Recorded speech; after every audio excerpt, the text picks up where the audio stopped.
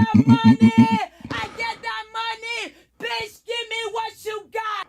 What is going on, everybody? Let me know if you can hear me. Let me know if you can hear me. Let me know if you can hear me. Let's see who we got in the building. I didn't even mean to do that. I get that money. Bitch, give me what. That soundbite always cracks me up. What's going on, everybody? Let's see what we got in the building. Let's see who we got. Hope everyone is doing well. Let's see. Where's my chat thing at? Where's my window at? Why can't I see? Give me 1 second here. I should be a lot better at this. Styles.973. I see you, bro. What's good, man? How you doing this Saturday? Shout out to Connecticut. Tommy Stiggs, North Jersey, in the building. Make sure you guys definitely go check out Tommy Stiggs. Let me know where you guys' location at, even though I just said a couple of y'all because I know damn near everybody's. At least I used to at one point. Hope everyone is doing well. Let's see what we got. Let's see what we got here. The juice worth the squeeze. What's going on, Jay Dillinger? How you doing, bro? I just gotta get my chat window a little bit smaller. There we go. Now I can see. Now I can see. What is going on? Mr. Barbados from birth. One love and respect, brother. Appreciate you, man. Appreciate you, man. Hope everyone is doing good. Hey, Theo. Oh, what's going on, my sexy and strong? Yeah, just got here from Mona D's channel. It's good to see y'all. Hope everyone is doing well. I need some music. Hold on for a second. I need some music. Let me know those locations down there in the chat. We're going to get into it. What up, Theo? Let's see what we got here. Let's see. Everybody, let me know what's going on. Hope everything's good. Jay down there in Texas. Shout out to all the Texas boys. Janesta Coleman. How are you doing, Janesta? Hope your Saturday is going well. Hopefully you're not working too hard. Long Beach, California, Bad Seed. Shout out to you, man. Get those likes up too. Yes, that's right. Follow what Miss Coleman says. Make sure y'all hit the like button. Big Bear Podcast. Checking in from South Africa. DoBetterSquad. We international with it. Hope everyone is doing well. I got to hit this one for Styles.973. I'm going to hit it for third time. Streets. I'm out this from the streets. I get that money. I get that money. Bitch, give me what you got. I love that sound, boy. City boy, city boy. Stop it. Get some help. Janesta. What it do, baby? A lot of these ladies gonna need cats. Hey, yo, what the fuck? Oh yeah, I forgot I added something here.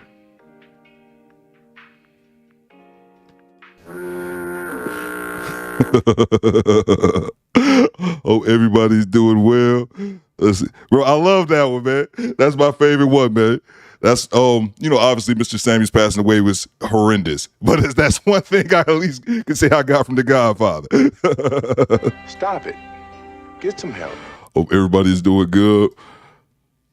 North Jersey, cuz what's going on, Mr. The Wise Up Show? I watch your channel, man. You be just cruising around the streets. Cruising around the streets of Jersey, having conversations. What's good, brother? Always great to be with the Do Better crew, says Big Bear Podcast. Appreciate y'all, man. Appreciate y'all. Hope everyone is doing well. So, it's a Saturday stream. Saturday's a bit more laid back. I usually try to do, during the week, I try to do like my 1 hour that usually always goes to about an hour and 20 minutes or so. Ain't that right, SP? I'm laughing. So, this has absolutely nothing to do with what I was talking about, but I had a jar of it's called cat crack. It's catnip. What is like called? They call it cat crack. And I don't know if you ever seen a cat on catnip, but I knocked it over accidentally, and my cat was rolling all over it like a meth head in Breaking Bad scene. Like it was incredible. He was just all into it, man. If you never saw a cat on catnip, just YouTube it one day. It's hilarious. Let's see here. So yeah, so Saturday stream is more laid back. I don't really rush into it because we're trying to get it done in an hour. Be a bit of a long stroke. So I have a couple videos I can let you know what we're talking about today. Shout out to everybody in the chat. Make sure you please hit the like button. And let me know if you guys can hear me. No one said they couldn't, so I'm guessing the audio was pretty good. So earlier in the week, we did a shout out to What the Hell. Just came from the shop, man. Yeah, I need to go too, man. I'm gonna go next week and take me and my boy. So last week, or just a few days ago, we did the live reaction to Just Pearly. Well, we had two of them. It was Anton Daniels, the whole combative woman from hell. And then we played the Just Pearly clip where they had where Esther was kicked out, and then the other lady was kicked out and she was threatening people on the way out. Excuse me. So I figured, why don't we just watch that video? The video in its entirety is like 2.5 hours from Just Pearly, and I wasn't about to give that 2.5 hours of my life. I think that if it was Andrew Tate, because we live streamed that one, that's definitely something that's worth watching for that amount of time. But what I did was Aunt Jenny just placed a video on her channel, and it's about an hour long. So I think it's probably about a half of the interview. So I figured, man, we could just play that together. What you guys got going on over here in the chat? Let's see. Crazy, yeah. Audio is excellent. All right, cool. That's good to hear. Yeah, so I thought we just play that video in particular. And then before that, I had a short video from Sarah Garvey. He's another person. I always say the Just Pearly universe over there. Aunt Jenny, Sarah, King Riches. Sarah wasn't there at the time of the shooting of the that shooting that video, but he gave his perspective on it, and he's over there. Theo, you sound so clear and precise. Okay, cool, man, cool. Yeah, I upgraded my mic a little bit, but one thing I had to figure out is that it's not like my cheap mic. I was just yelling into my cheap mic from afar. No, I gotta have it nice and close. What's up, Smoke and Talk? What's good, bro? Shout out to Smoke and Talk. Baltimore in the building. What it do? I don't moan heavy with that. You gotta hit the Baltimore with the accent every time, man. Every time. So let's see here. What time? How long? It's only been a few minutes. I'm not much for the long stroke. I'm not much long for that. Let's get right to it. Let's see here. Do Better Podcast. What's going on, Smoke and Talk? Yeah, man, I said it in Mona. I know you were in Mona D's chat a little while ago, and I said it in there. I know you did your Friday stream. I set my notification for it, but I was in the lab, man, cooking up this content.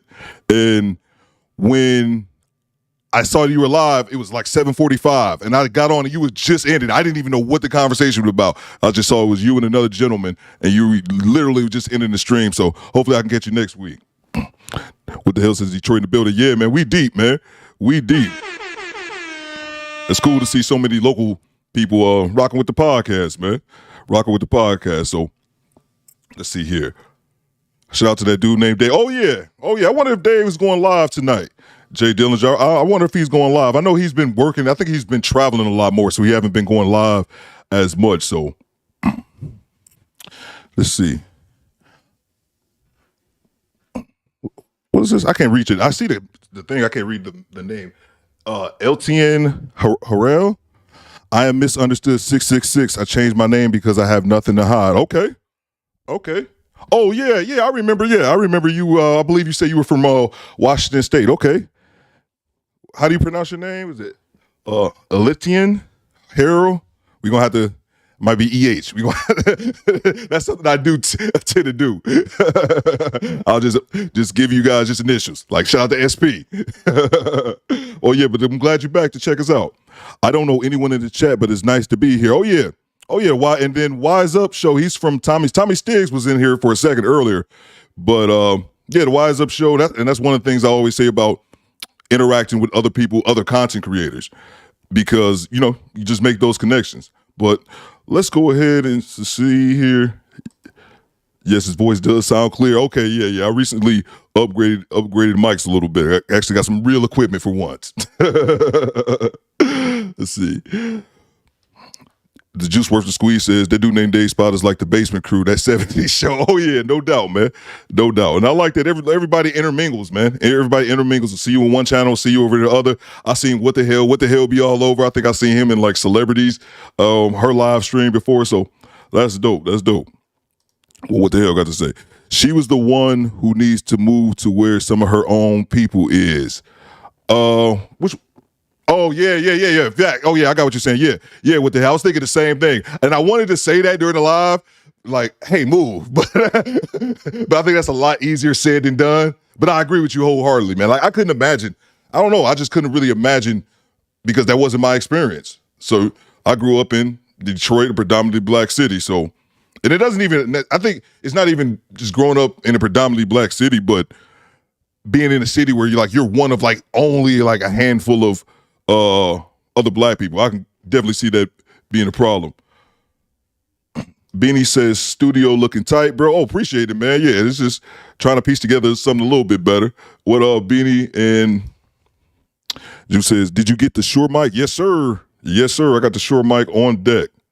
I was going to get 2 of them until I saw that price tag. I said, I just get one now. It's like EH says, it's like men and women or enemies. We don't smile at each other and we don't treat each other kindly. Like, yeah. And that's unfortunate. And that's unfortunate as well. I know I had a woman come and say that in my comments or something similar, but she wasn't insinuating what you were saying. She was just more blaming Kevin Samuels for how life turned out. It said, because Kevin Samuels changes you guys and all. I said, it's content. It's not that serious. Let's see what we got. We get to the video. We'll get to the first video in a second. The first video, as I said, is going to be Sarah, and Sarah wasn't there when everything transpired, so he was just giving his opinion on it. But I thought he had a good perspective. She needs to wear old people. Facts, man. Facts. I appreciate it, man. Appreciate it. I kind of just moved. I always recorded in the same room. I just threw up some lights and just made it look a little bit better. So appreciate it, man. Yeah, Juice says, yeah, 300 a pop is major. Yeah, man, and this is not even the top of the line joint. The big joint, I think it's the M78, is about $400, man. So it ain't cheap, man. It's not cheap at all. But that's why I always suggest, if you're making content, if you want to make a set or anything like that, just do it on a budget. Don't break the bank. It's a $300 mic. I bought this mic once I got a couple YouTube dollars. I wasn't doing that shit when I first got monetized and I was getting $100 check from YouTube. Not at all. Just do it at your own pace, man. There's people we don't get to the video in a second, but there's another guy I reacted to the other day, Styles Point, said he knew who he was when we were talking about this was last week when we were talking about the gym creeps and we were watching his review. And I meant to say it during that video, but that dude looked like he's just in his living room. Well, hell, I'm just in my dining room. I just put up a couple lights. But yeah, don't break the bank, Juice. Or nobody else who's started off making content. Don't break the bank. Don't break the bank for a setup when you're not getting the money yet. Just do it your own pace because you don't need equipment to make a fire show. That guy that I was talking about that we reacted to last week, he had over 1 million subscribers. Like, dude, he's like in his dining room, man. I think I see some Cheerios on the floor. Like, it's not that big of a deal. Looking like you took a Christmas light. I love it. Oh yeah, man. These lights are cheap, man. Like $15, man. I just got a $50 USB mic. Facts, man. That's where I started off at. You can probably see them behind me on this bookshelf. I got a couple of my old mics. I've already got like 3 of them that I don't even use anymore. That's the other thing as well. When you start making content, you'll start collecting equipment. Like, I was looking for a mic stand because I was thinking I need to put the mic closer to my mouth.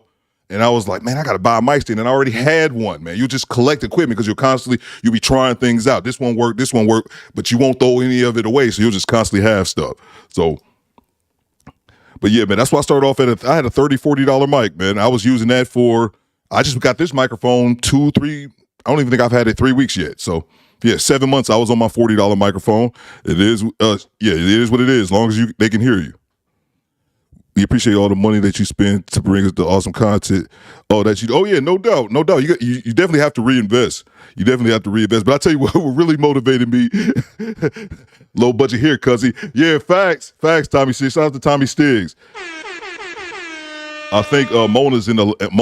I think she's going live right now. I know when she's not, she'll probably be over here, so I can have somebody drop some links for you. But yeah, absolutely.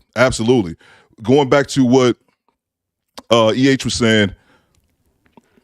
you spend the money. I think you just have to. You just spend the money once you actually get it. Once you actually get it to upgrade, or you just buy silly shit. But I tell you, my real motivation. That's why I brought this comment back up. My real motivation was when I went on that dude named Dave's, and I was talking to him and Mikey's Philippines channel. I think I said this before. We were all talking, then I listened to the replay, and they had real mics. I had a $40, $50 mic because they have the Shure mics and the other brand of mics, and that's when I was like, okay, that's when I was like, it's time to upgrade. But let's see. Still works like it's new. Facts, man. Facts. Yeah, that's just one thing I always say with people. It's not, you don't have to break the bank doing a setup, or hell, you don't even need a setup. You, especially those people who don't plan on showing their faces, you know. So anyway, we get to the video. Shure mics. The Wise Up Show says Shure mics are one of the best. Nice crisp sound. Okay, cool. Yeah, absolutely, absolutely. And that's one thing I didn't even think about initially. And that's one of the things that I always say when making content. You learn. I didn't know anything about microphones a few months ago. So as I was saying, when I did that call with Dave and Mikey, and I listened to like the replay, it sounded like you had two people talking with real mics and one dude just talking on a stick. So you'll get to, but start off where you can. There's no reason breaking the bank or rushing out and maxing your credit card because you want to buy a $400 mic, but you're still making a shit video because you're new at it. So one thing at a time, but definitely have to upgrade. I just upgraded this camera, and I'm think I need to upgrade it again. Juice says, I got to be honest, though. I'm getting that Logitech 4K webcam. Hey, man, ain't nothing wrong with it, man. Ain't nothing wrong with it. I just got the Elgato face cam because I already have like the Elgato Stream Deck. Let's see. The Wise Up Show says, you have a good radio voice, bro. Appreciate it. People always comment about my voice. Yeah, please hit the like button. Shout out to Jay Will, man. Shout out to LA, man. Good to see you. Yeah, people always comment about my voice. I'm gonna do something with this shit. Well, besides, the podcast. I think I'm gonna do the voice acting thing. People have been telling me that's something that I should do. And yeah, hell, might as well make some money with it, right? Let's see what we got here. Velvet Fog, Theo Coop. What's that? Juice. Excellent radio voice. Yeah, appreciate it. I gotta do something with this damn thing. Something with it. I think I'm going to look into voice acting. I've had people tell me that for years. It's one of those things when it's your voice, it just kind of is what it is. So we're going to get to the video. I think I long struck y'all long enough. The Velvet Fog. Excuse me. Not clearing my voice into the mic. The Velvet Fog. I don't know what that is. I'm lost. Your voice is smooth. Oh, thank you. Appreciate it. So I'm going to start the video. The first one is going to be Sarah. He's going to be giving his perspective about what happened with the whole Just Pearly kick out mess. And let's get to it. Like I said, he wasn't there this particular day, but he's already moderating. He co-hosts a lot. Hear your voice. Jadessa says, I can hear your voice all day long. That's so dope. Your voiceover name is the Velvet Fog. Oh, got you. I got you, man. My bad. I'm a little baked. I didn't know. I was like, the Velvet Fog. What is he talking about? I thought you was trying to say the Velvet Frog, which I automatically assumed was a wrestler. I thought I was a wrestler. The voice, bro. Your voiceover name is the Velvet Fog. Yeah, man. I found this dude, man. It's a bro. I can't remember his name. It's a brother that has a voiceover channel. And people been messaging me, telling me that, but I'm going to do it. I figured it can't be that hard. I mean, let's see. Hey, Theo, what's going on, Mona D? Good to see Mona D. You know what, Mona, I was just thinking about? She thickened the shoulders. I was away from the computer and I just heard that. I was walking towards my computer and she said it. I was like, did she say thicken the shoulders? Oh my God. We definitely gonna have to react to that one. Serrated Grin. Shout out to Saginaw. What's going on, everybody? Let's see. Op from the norm. Auntie, a cold, old school modern woman. Come to find out. Yeah. We're going to get to it. Because I want to see, the interview was like an hour long, so I didn't see what led up to it, but we definitely going to get into it. Mona D says, Theo, you know the ladies are here for your voice works. I'm ready. Oh, I'm sorry. That's funny. I never thought about that. I don't even think about that kind of stuff. But yeah, I can kind of see that. That's so funny. That's so funny. Yeah, that's it. We get to it, but that's one thing that did happen a lot. I used to work I hated working in a call center. When I first got out the military, I was a logistics coordinator for a company for about 5 years, and then I got another job where I was a supervisor for their competitor, but I still had to talk on the phone. I was like, bitch. Anyway, the whole point is, yeah, I know how it goes. There's an episode of The Office. I don't know if you guys ever watched The Office with Ebers. What's his name? Ebers Alba. Y'all know what I'm talking about. Old buddy from The Wire, and he was on an episode of The Office, and some of the women were fighting over him, and it just, guys know The Office and this humor. It just cuts to a scene of him, and he says, I know the effect I have on women. That's how I feel about my voice with women. That's basically it. That's what I want to associate that with. Yeah, she did say thick in the shoulders. I was like, what are we talking about here? Because I was away. I was in the other room and I was coming back in right at that time. And then I see Barney up here with her dreadlocks. I'm like, what is going on here? I didn't even see all of it. I just heard thick in the shoulders. Hurricane. What's going on, Hurricane? Good to see you, bro. Let's see. Dude, who else is in here? Oh, shout out to Daniel. Daniel, I'm glad you're here, man. I'm glad you're here. Oh, I'm always glad you're here. But I wanted somebody from the UK because I've been asking you guys, like, I need a button to hit whenever I get somebody from the UK because the UK rock with me, man. The UK rocks with your boy heavy. So I was like, I need a button for y'all. So I found something. Top of the morning, governors. That's right. It's time for biscuits and hot tea. That's it. That's Deezus and Mero, the day that the day of the royal wedding. That's all I had, man. That's the best thing I could find. Top of the morning, governors. That's right. It's time for biscuits and hot tea. Let me know if you like it, Daniel. Daniel, like, this bullshit. Take that. All right, we're gonna get to the video. I've been lost stroking y'all long enough. Let's see facts mode. Theo on his Barry White. Yeah, man, it's funny, man. That's so funny. Like I said that before. I said this before. My voice was something I never considered making a podcast. I swear to God, I never thought one time I was like, you know what? Maybe my podcast because I got a voice of podcast. I've never necessarily thought I had a nice voice. I've never thought I had a nice voice. I just know I have a deep voice. But yeah, so that's just always funny to me. People mentioning my voice. I'm like, I never thought about that. Well, here we are. Let's see.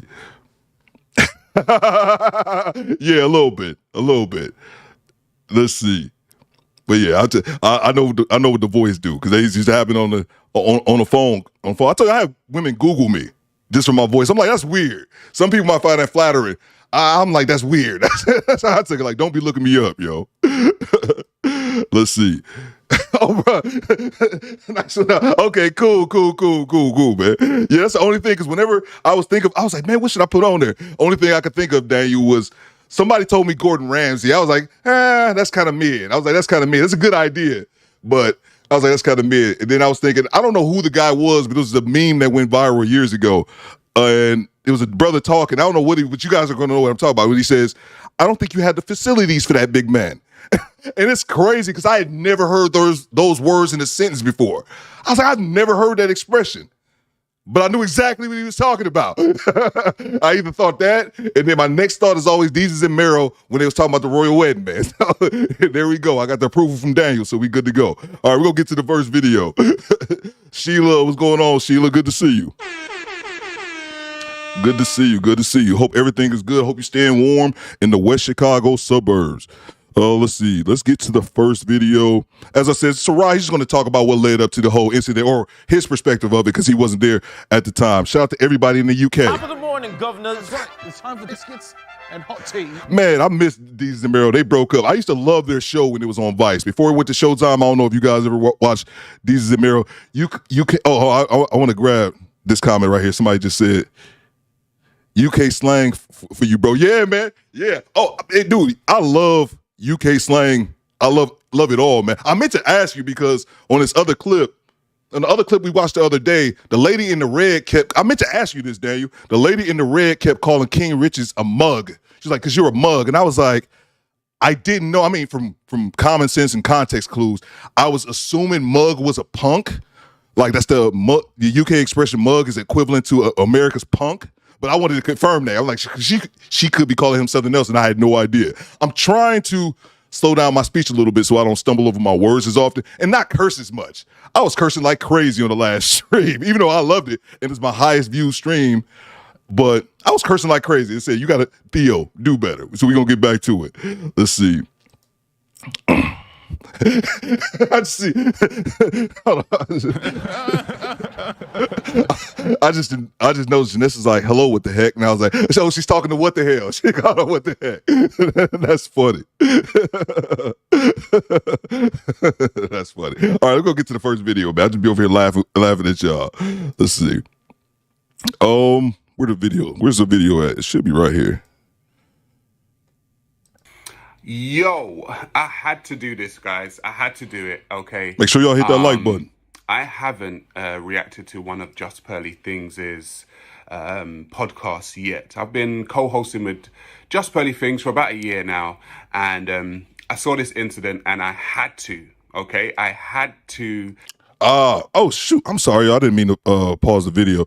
Mugs means stupid in a way. Okay, gotcha. See, and that's why I asked, because I thought Mug was just like a punk. She was calling him a punk, and it means it's the way you call you an idiot. Okay, see, now that's why you ask questions, and I found out because I was wondering. I was like, what's a mug? Because can I say something to be honest? I'll be honest. I assumed it was something racist.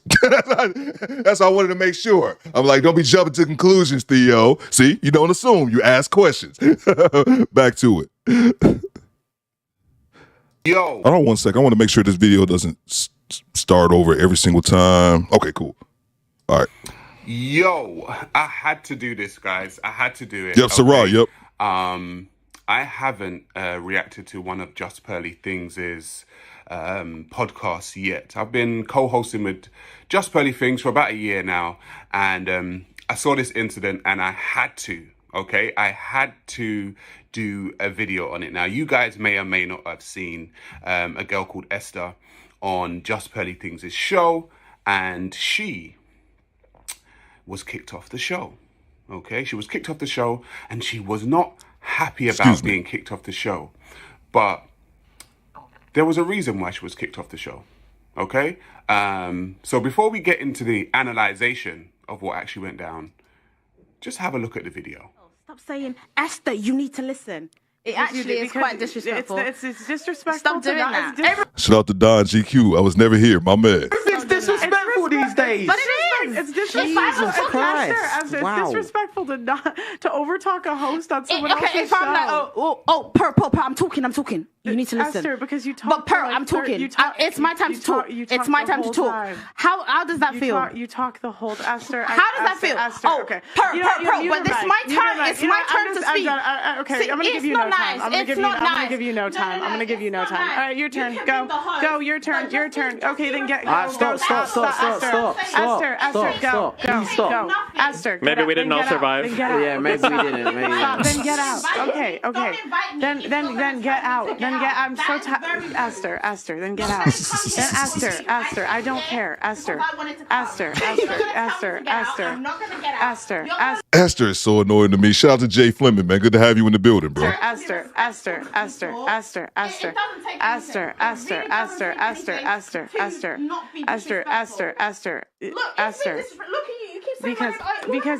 Because you were being rude. Esther, go. Get out. Get the Esther, get out. Esther, get out. Get out of my apartment. Get out. Get out. No, get out. Get out. I'm not gonna do that. Anywho. Esther, no, your mic is muted. Get the fuck out of my apartment. Get out. You're gonna be disrespectful the whole goddamn show. Get out. No. Yeah, I'll call security. I'll literally call security. That's very rude. No, can you call security? No, because you are being rude. Because you are over talking me. Call security. Get her out. Hurricane says, what does wanker mean? See, I know that one. That means dick. I tell you, I made a Kevin Samuels video one time. A dude just came in there and called me a wanker. And I was pissed off, but I couldn't help but laugh. It's a funny the British UK have the best insults. I'll give him that all day. He called me a wank. I couldn't help but laugh, bro. I pinned the comment. I was like, that was a first. Now, I'm going to ask you a question, folks, okay? If you have rules and regulations in your house and you ask people who come into your house to abide by these rules and regulations, then I would say that you have every right to kick that person out of your house Facts. if they do not follow your rules and regulations, right? Sounds like a very simple, arbitrary thing, right? But not for Esther, okay? Esther repeatedly spoke over the host. As someone who has done a podcast with Pearl for a long time, I know that one of the rules that we have, and one of the rules that people have to read, which is a top rule, is no over-talking the host. Okay? Esther done this repeatedly. She repeatedly spoke over Pearl, okay? And then when she gets the, let's say, when she gets the treatment of somebody who has broken the rules, she has so much to say. Now, in that clip, what you saw was Pearl get quite frustrated, okay? Pearl had already kicked somebody else out of the show previously, and Pearl was frustrated. Now, Pearl told Esther to leave her house, told her to leave her home, told her to leave the studio. Esther, me too, Esther Sheila, said, I'm not doing that. Now, I don't know who the hell you think you are to come into my studio and look at my rules, and then once you break them, think that you don't have to abide by the rules and regulations of my house. And this is what I spoke about modern day women, okay? I spoke about modern day women. They are children. As a matter of fact, listen to this. Fuck modern day. I love Sarah, by the way, too. Generation of modern day women are psychopathic, they're masculine, they're narcissistic, they're entitled, and essentially, they're spoiled little brats. See, I called it. This Esther thought that she could come into someone else's domain, come onto somebody else's podcast, okay, and enact her own rules. The rules, once she stepped past the threshold, did not matter anymore. The only thing that mattered was how she felt. And this is one of the things that really, really pee me off about these new generation of people, not just women, but of people. They think that their feelings are the things that should trump everything. No one doesn't give a damn about how you felt. Facts. I couldn't have said it any better. Shout out to Sarah, shout out to the UK. Top of the morning, governors. Time for biscuits and hot tea. I love that button. It's probably gonna go down 1,000 times. But he's absolutely right. Is that so many of these younger, seems like younger people in general. Damn, I'm sorry guys. I apologize. I just hate saying that. I'll be 40 this year, and I'm like, I'm sounding like that now. Talk about the young folk. I guess I've gotten to that point in my life. But they think that feelings are the most important thing. They trump everything. No, it's just how you feel. Because I remember her in this clip saying how she was offended. That's on you. Or no, excuse me, not her. It was the clip that we watched from the Lapeef Network with the other combative woman. And she said, well, I felt offended. You can feel offended, and no one said anything to be offensive. You just happen to be offended. It is what it is. It doesn't make that person wrong. You just didn't like what they said. So what? The whole world doesn't revolve around how you feel, and feelings are fickle as well. No one gives a damn about what you feel, okay? You step past the threshold into my house, my rules are now in play, okay? If I was to come to your house and step over the threshold of your house, your rules are now in play. It is such simple logic. But once they get in their feelings, they can't do anything but be a slave to those feelings. But do you know what? After being kicked out of the podcast, after all of her yappa, she wasn't finished. What she done was go down to the lobby of Pearl's studio and do this. She's in the lobby of Pearl's studio. Daniel, what is going on here? She got kicked out and never left the building. She went on IG Live. Let's go. Basically, I'm at Pearl's studio. Oh, that weird. I'm at her reception. Basically, because she had Destiny. He's a big streamer in America. So me and Pearl, we don't get on. However, I am able to put my disdain aside for entertainment purpose. Pearl reached out to me. Esther, we've got Destiny coming on. We would like you to come on. I thought about it. I'm not gonna lie. I don't like the disrespect that Pearl has, so I wasn't gonna do it. But I spoke to my friends. I spoke to like people in the entertainment industry. They're like, do you know what? You should do it. And you know what? It makes sense.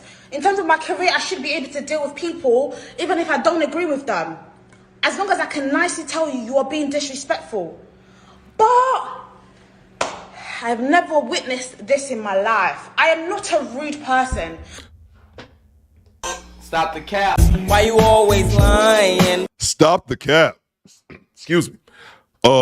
My Sexy is Strong says getting cussed out by a Brit is a different kind of hurt. The accent changes the game. I love seeing the chat go by, and I just like, no, I have to grab that one. But to Esther, she feels offended by everything, what she deems offensive. And she says Pearl is rude and things like that. No, Pearl's just direct, and Pearl doesn't let her just run her mouth. Yes, they did invite her onto the show. They did it because it makes good television. It'll make a great show. I guarantee you that won't happen again. Daniel, you let me know. Daniel's a mod over there. He knows what's going on. I guarantee you it won't happen again. What are we talking about here? So that just irritates me when people, they're perpetual victims. Something's always happened to them. Someone's always attacking them. No, you were just being rude and over talking the host, and they constantly remind you not to do that, and you didn't care. And then there's another thing as well, and I promise we'll get back to the video. Theo Coop, veteran, I served in Iraq and all that kind of good stuff. I said all that to say this. I don't even like guns like that. I think I'm one of the few people here in the States. I don't like guns like that. And when she refused to leave Pearl's apartment, the first thought I had was that somebody should have a gun there, because she'd get to moving real quick. You can't need more guns. I thought I'd never say that. I'd never say that. Because America, we got way too many guns, and don't even want to hear y'all getting political down there in the chat. I'm just saying. But the notion that you're not going to leave someone's crib, especially when Pearl said like you're in my apartment, I never thought about that. I think like they're in the studio, and you're not going to leave. That's when the gun should come out. I'm sorry. Y'all let me know in the chat about tripping. Like, I'm not a person to go on smoke with people. Unless you are rude, then I will call you out. So I'm talking the whole podcast. Pearl keeps going. Esther, you need to learn to listen. Esther, you overtalk everybody. Esther, I'm thinking, if you don't want me to fucking speak, why did you invite me on this podcast? She invited you on the podcast to speak. The problem is she tries to come on there and make this the Esther show. Like talking more than King Riches, talking more than just Pearly. That's the problem. She didn't want you to come on there and be silent. She invited you on there for a reason, you idiot. The problem is you don't know how to act. You a banshee. And let me say this before I forget. Mr. Gino says she was cute until she started talking. Esther's not a bad looking girl, but let me say this, because I think Mona said it in the chat earlier. Mediocre tutorial and reviews. MTR did a video on this chick, but the whole video was talking about her damn weave. We gonna see it in the clip, but she must have just came from the salon and the goddamn hair glue still drying on her forehead. It was the most disgusting thing. When he pointed it out, then I couldn't unsee it. Gross. Back to the video. I said to her, Pearl, I'm not gonna lie, yeah. You just need to learn to be a bit more respectful to people. Even if you don't like the stuff they're saying, don't be saying things like, you need to learn to listen. Esther, you overtalk everyone. Just learn to speak to people. That's all I said. I wasn't even on smoke. That's the thing. I'm not an angry person. Like, I was literally just like, please. And I did the same thing to, what's his name? King Riches. When King Riches pissed off that girl, I said, King Riches, you need to just take accountability and just calm down, stop getting pissed off, and actually just listen to people. If you're triggering people, just listen, stop triggering people. No, people shouldn't get so easily triggered. And I had to stop this. I had to stop and say this, and I promise I'll get right back to it. I absolutely hate when I hear from 99% of women, when they say men should be accountable. That is... I almost, because I don't like to just close my ears and try not to hear another person's perspective. No one should do that. But it is extremely hard for me to take any woman serious who says men should take accountability when you see them act the ass and they take no accountability whatsoever. That is the most hypocritical statement that I hear these people make. Make sure y'all hit the like button. Be a bit more respectful. That's it. I'm all about just respecting people. So that's exactly what I done with Pearl. I just said, just like I said to King Riches, if you're saying things that upsets people, just stop it. And I said to Pearl, right now, the patronizing things you keep saying is very disrespectful. I don't like it. You invite me to your podcast, and I'm telling you, it's quite disrespectful. I don't like it. Please, can you stop doing that? Now, this girl's telling me, get the fuck out of my house. Hey, homie! Oh my God, I'm like that girl. God. And you also a coward because you did not have that same energy. She wasn't all like this, rah, rah, rah, when Pearlie told her to get the fuck out. She got out quietly, even though it was delayed. And another thing as well, reminder, she's still at Pearlie's apartment. Take your crazy ass home. What are we doing here? Hey, homie. She said, get the fuck out of my house. Yep. That girl. It's like I should just contact Baba right now. Like I should just contact Baba. Like, Baba, I can't deal with that girl. Because I am so fucking angry. How dare you? Now just look at that attitude. Facts. Look at it. Look at the entitlement. Okay? She actually believed that she could go down into Read this comment from Daniel. of the place where she was kicked out of and then make a video about the person who kicked her out down to her own rules. Okay, you saw that attitude. You saw her jumping up and down, flicking her hair, doing all of this kind of stuff. It's the entitlement. This is what I keep talking about. It's the fact that you are childlike in your ways in which you can decipher information. Okay, Esther could not decipher the information. All she done was, I feel like I was disrespected. Yep. Listen, I walk out of my house on a daily basis and feel disrespected. I won't even lie to you, right? I walk out of my house on a daily basis and I feel disrespected. But so what? I get on with it. That's life. Especially if Tough I walk titty. into someone else's house under somebody else's rules and feel disrespected. What can I do? There's nothing I can do. It's not down to the way I feel. It's actually down to the rules and the regulations. And I had to do a quick video on this, guys, because, like I said, modern day women have become narcissistic, psychopathic, and entitled. Okay, and Esther here is a classic case of what we would call the modern day woman. Now, my advice, I don't tell people what to do, but my advice was not to have her back on the show. Okay, she's clearly shown disdain for Pearl. She's clearly shown disdain for the show. She doesn't need to be back. She can go on and do whatever it is that she's doing. But when it comes to the show, I don't think she needs to be back. But I'm not here to tell anybody what to do. Pearl, keep doing your thing. Peace. Oops, man, I forgot I still got that picture up here. Shout out to Sarah Garvey. I love his content. A couple things I wanted to see. Styles Point said this right here. She doesn't even know that she just blackballed herself from other podcasts. Facts, man. Facts. Like that's the same. And that's the other thing, SP. And I think that's one thing we get older and we become wiser. I recognize that. Styles Point recognized that. But she's 20, I think she said 25, 26. Don't even get it. She thinks that she's the person that's been wrong. And shout out to Janesta Coleman. I'm rich, bitch.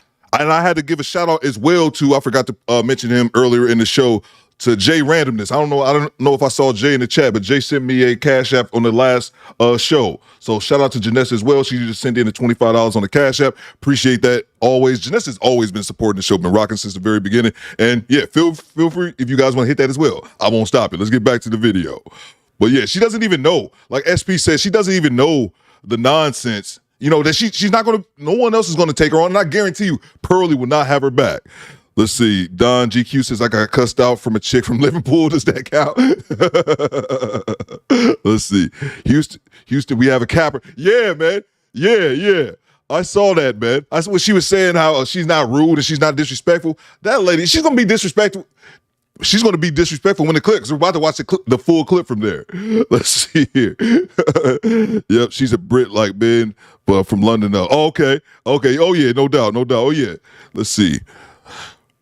Right, once I tell someone to leave, they need to start moving, because at that point I will get angry. Yeah, absolutely. It's just certain things. I remember I was dropping my car. Oh, I'm sorry. Did somebody might have sent a super chat, but I didn't even see it. Oh, let me grab that. I'm sorry. I didn't even see the super chat here. Give me 1 second, guys. Back to it. Jay Fleming, appreciate you, man.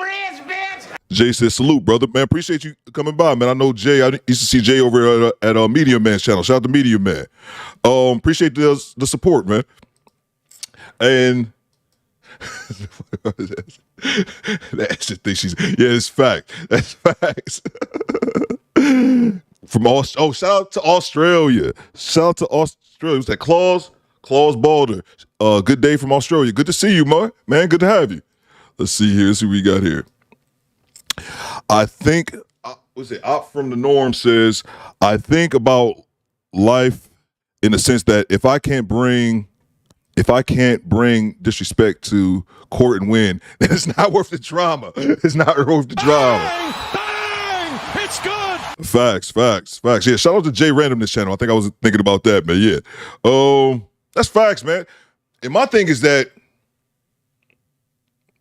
you feeling slighted doesn't mean that a slight actually occurred. And Mona as well. If you guys definitely let me know if I ever miss a super chat. I doubt I will. I'll be on it like that, but just in case I do, make sure you guys point it out to me. But yeah, I think that just because you feel slighted doesn't mean a slight actually occurred. Like someone actually slighted you. You could just be sensitive or thin skinned. Just is what it is. Big ups to all the Brits. Oh yeah, no doubt. Let's see. So now we're going to get to the meat of the interview, the one where they were actually talking here, the main event, as I put it. Let's see. Esther has bashed. DK says Esther has bashed Pearl on other podcasts, including her own, I think. Yeah, Daniel, I remember once, I think it was after the Andrew Tate one, or it might have been actually before that, because Esther's been on there more than a couple times. And she went on someone else's podcast and accused Pearl of being racist, and Pearl had her back on, and Pearl still had her back on after that. So Esther's just a fool, man. She's just a fool with bad hair. flicking her hair. Facts. Bad seed facts. Let's see. If Crazy had a picture, yeah. She looks like a fool, says Daniel. It's crazy, man. It's crazy because they can't see it. But they'll see it in the future because these videos are out here for perpetuity. And then also, so we'll get into the main video. And also at the end, what I have is after the main video, there's an IG chat between King Rich's Aunt Jenny and the one that she ended up getting kicked off the stage, hey Daniel, that hood rapper, her. Yeah, so they talk for about 15 minutes after. So let's get to it. Oh, this is what's coming up, the preview. Let me skip ahead a little bit.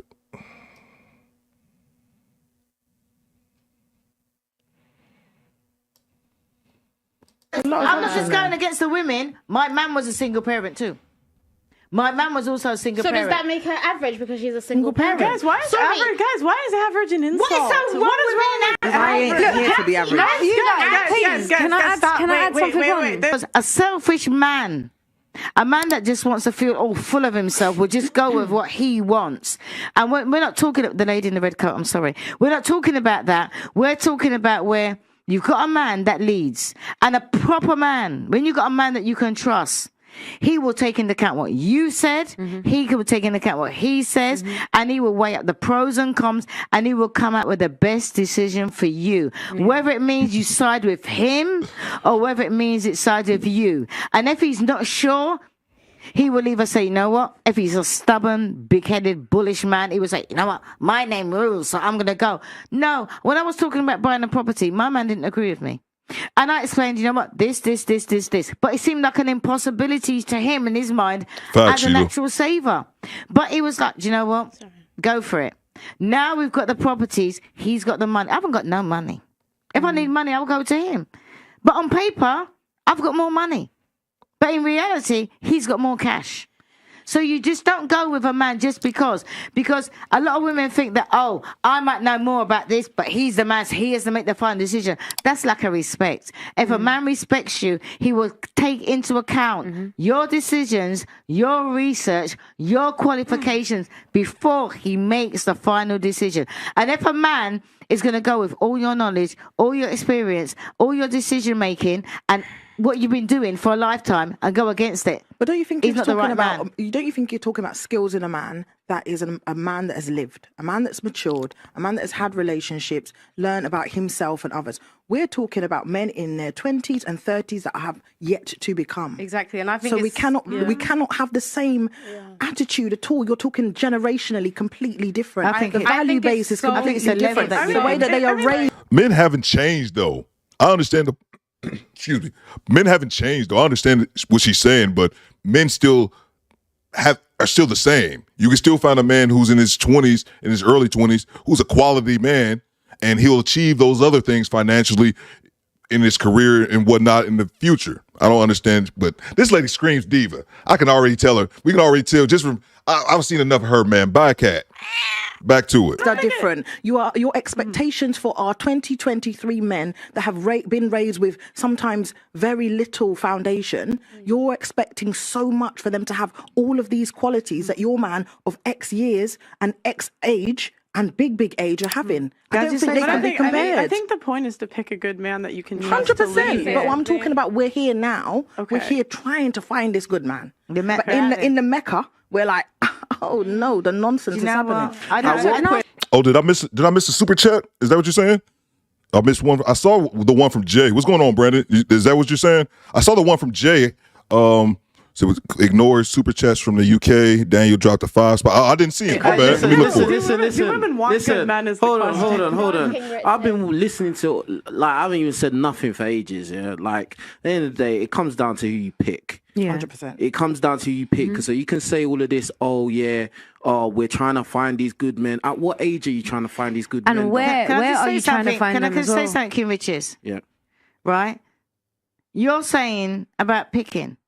The problem that I find nowadays is that the women's picking. Don't let the women pick. The men's supposed to pick. Yeah, that's no. What I'm Hold on. The problem is that it's what Camilla. Yeah. The problem is at 25 there are no men like this. Okay. If you're a 22-year-old woman, you're not going to find a 25-year-old guy that's ready to take charge and lead everything. That's not true. That is absolutely true. That's absolutely true. I'm so sorry. No. I know there are a lot of children on this panel, but you're not going to find a 25-year-old guy that has all of it. When the average kid gets out of school today at like 22, 23 years old, in England. No. You thinking when in England you finish college? But 18? No, you don't. University? University 25. University. Okay, I'm sorry. We call it different things. Facts, if in university you finish that at 20 to 23, there's no way.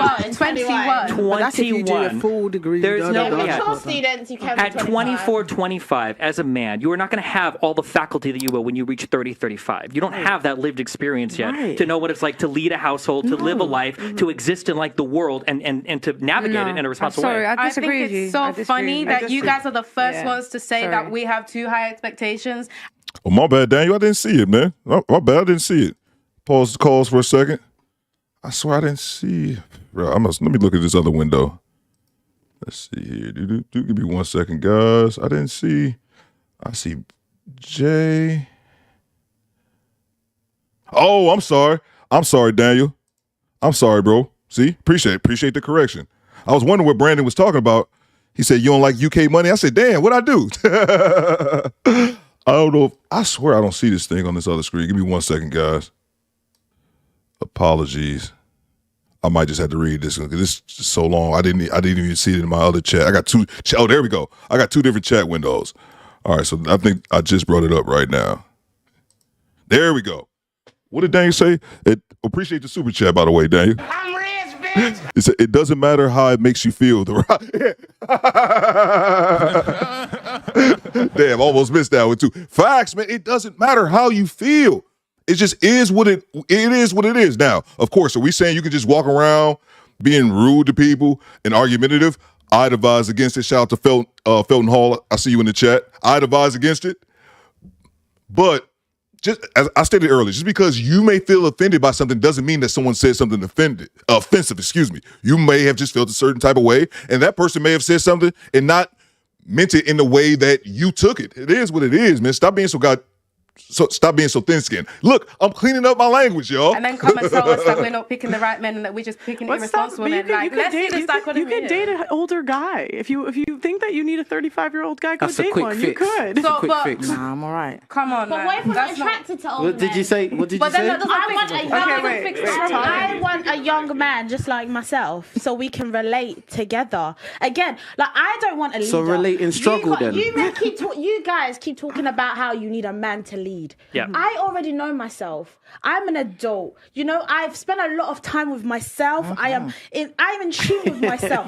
What I want is partnership. Yes, my love. I want a man that we can actually share experiences together rather than a leader. Yeah, I think the problem is when I listen to Pearl and Riches and Auntie, a little bit, mainly you two guys, it feels like you guys are saying that women need to look for fathers. That's what I hear. I ain't looking for no daddy. Can I say something? Can I just say something? When I met my man, we were both in our 20s. Thank you. But in the we're both in our 20s. Right. In the 80s. And the thing is, it's in the 80s. But if you had the same standards now, which I have met some really good young men 100%. that had the same standards as my man have. But you know what? The women don't want them because they're average men. Bang! Bang! It's good! Talk to him. And I'm glad Auntie Jenny just said what she said. It goes back to something I said a second ago. When old girl over here in the red, the cat lady, ma'am, I see it in your future. I see it in your future. When she was saying that they don't make men like that nowadays. Shout out to Swift. I see you in the chat, bro. Yes, they do.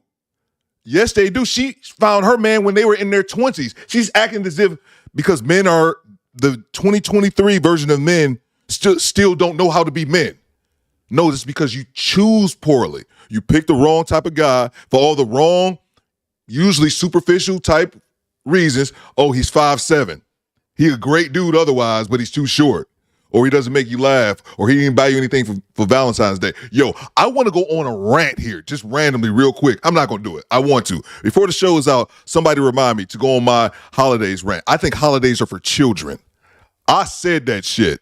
Let me look at the camera. I said it. Anybody walking around here, you about to go broke for Valentine's Day, you're an idiot.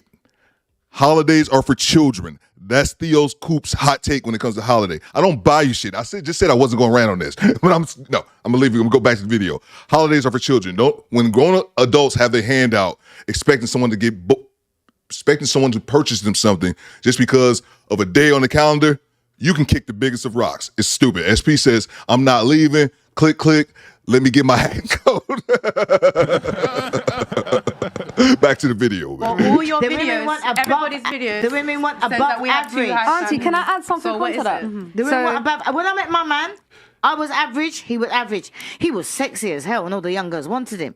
Do you know what I mean? But we were both average people, and he was always sensible from. But you're from sounding like young. I need to settle. Why can't I want amazing? No, why do I not deserve but this is the thing. Why do I not deserve it? Hold on. You don't deserve anything. And are you amazing? Do I have to do it, y'all? I'm sorry, y'all. For entertainment purposes only. I don't mean it from the bottom of my heart. You can want what you want, but can you get it? Is Can I the tell you question. something? She not bad My looking, man is amazing. He's always been amazing. know. He was amazing when I'm older than him. He was amazing when he was young. That was a bit shady, pal. And he was amazing old. Shady. It's like, you know, it's like, well, like, why aren't they perfect? It's like, I didn't no say one's perfect, but it's like everybody's saying I need to have it as average. Why? I ain't average. Stop the cap. Why you always lying? I'm going to leave it alone. I'm going to be nice. I'm going to let y'all have it in the chat. I am not average. I'm going to let you know now. And I don't think she's bad looking. Because if I look at my age mates, my successes, my achievements, my personality, my drive, my motivation is unmatched. Can I just say something? Okay, just say something for once. You said Are you a nothing. single parent? I am a single You're parent. average. Then she a single parent on top of it. Are you kidding me? Jay Will, do you see this nonsense? Daniel, do you see this nonsense? What is going on here, man? Are we in Twilight Zone? Daniel says women always defend bad behavior, man. Facts. and I've said this before, Daniel, I look at it like this. The sisterhood, fine. You guys going to defend other women no matter what? Fine. I always says that's a character trait. Because where do you draw? Where's your line? Where does your morality start and the sisterhood ends, or vice versa?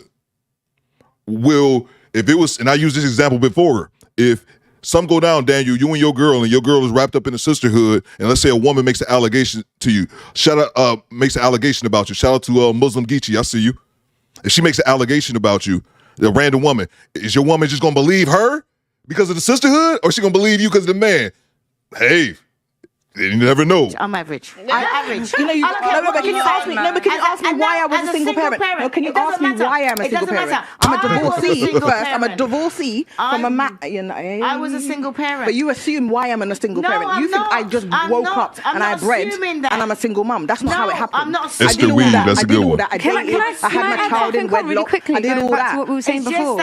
Because sometimes, as a single parent, because you've been in the relationship, you've been there before, you've got different expectations. No, I'm saying I didn't start as a single parent. Mm-hmm. I met my husband and I had a child. Nobody met your So parent. does that make her average because she's a single parent? Guys, why is average an insult? What is wrong with average?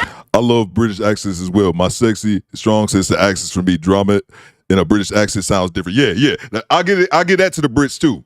Them accents do be banging. I should work on my British accent. Guys, can I add something?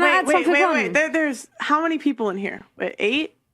Most of us are average. Most people are average. Can I say something? And when you talk about drive, that's not things that men look for. I'm looking for. This is the problem. Okay, so when you speak about average, right? Because remember, everything we speak about needs to be within context. Definitely. Okay, so when you spoke, you said compared to my peers, right? Yeah. So my age mates. So maybe compared to your peers, you may not be average. But that's what that was my evidence of why I'm not average. However, if we go to another context, right, and then we compare you to people like Rihanna, Beyonce, who are one in 9 billion. Hang on, right? Because you're not. We can't compare. One second, you can. Yes, you can compare. Because I'll tell you why. Let me explain why. Right? When you meet a guy, right, you can be very pretty, you could be very attractive, you could be like all of these things, right? But he will still look at you as average because. Look, there's always. It depends what you compare the average with. Okay, so like you said with your peers, you can apply that to that. But if you apply average on a larger scale, okay, where people are millionaires, people are mad famous, millions of followers, they all look at you as average compared to that person. Do you understand what I'm trying to say? Percentages, though. No, but we have to look overall because you've got to remember people are being brainwashed out here. They're looking at Rihanna, they're looking at Beyonce, they're looking at all of these people. With this? The whole thing is if you don't mind, can I just finish what I was saying? So that's the first thing I was going to say. It's in context, right? Who you're comparing yourself to, because nowadays guys are looking for girls. The majority of guys, because look, I'm a woman, right? But all my life, I'm hood. All my friends are savages. They're all roadman. I don't chill with girls. I got one female that's my friend. All my friends are males. So red flag. And Daniel talked about this. When we had the last live a few days ago, she was talking about she's hood, and I would see that she's on IG and she's some rapper at 40. And if you have to say you hood, I don't believe you. Styles.973. Let me know if I'm tripping, bro. I don't believe you. If you got to say you hood, you tough, you gangster, you this, you that, you selling wolf tickets, and Theo Coop ain't buying. Fuck out of here, man. And Yeah, I'm from Detroit, all that kind of shit, but I ain't never been a street dude, never acted like it. But I know street dudes when I see them. And real street dudes, they don't do all that yip-yapping. So fuck out of here with that tough talk. I don't buy it. Maybe you guys do. I hear them when they speak. This younger generation, a lot of them are actually looking for girls with money. That's what they want. Girls with money, girls with cars, girls with that's how they're thinking now. Their thinking is completely different. So a normal basic 9-to-5 working person or working class or whatever, it's average to them. It's average because they're seeing these things every day. So that's the first point I wanted to make, right? The second point I wanted to make is people are like, the man should be in control. The man's you have to listen to the man. Facts, and the man's got the power. But really and truly, right? If you're married, right, or you're in a serious relationship with a man, you're the one that's in control. You're the one that's in power. And I'll tell you why. Because when your husband respects you, right, he'll do anything for you. You ring him and say to him, look, I need milk. He's dropping everything and he's coming, he's bringing milk. If you ring him and say to him, I need this, or something's happened, or he's coming running straight for you. So really, you're actually in control. As long as there's respect there, right, and there's the love there, and you're playing your role and he's playing his role. They say that a woman is the neck to a man's head. So you can turn his head whichever way you want to turn his head. You just got to know how to. What were you gonna say? You want to say something? Yeah, I really hate I'm laughing at y'all ridiculous comments in the chat. The Jew says, them jeans screaming, oh, the shit killing me. Watch your eyes if a button pop out. Being a single mother diminishes y'all killing me in the value chat, as a yo. human being.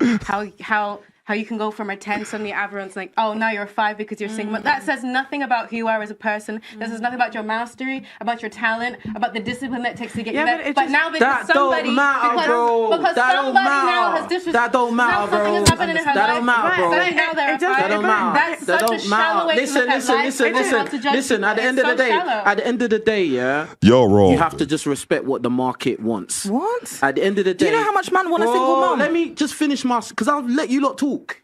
Do your thing. I will do my thing. Yeah. At the end of the day, if you don't care what the market wants and you talk and you tell yourself, oh, I'm not average, bro. Like, you're just going to continue losing, bruv.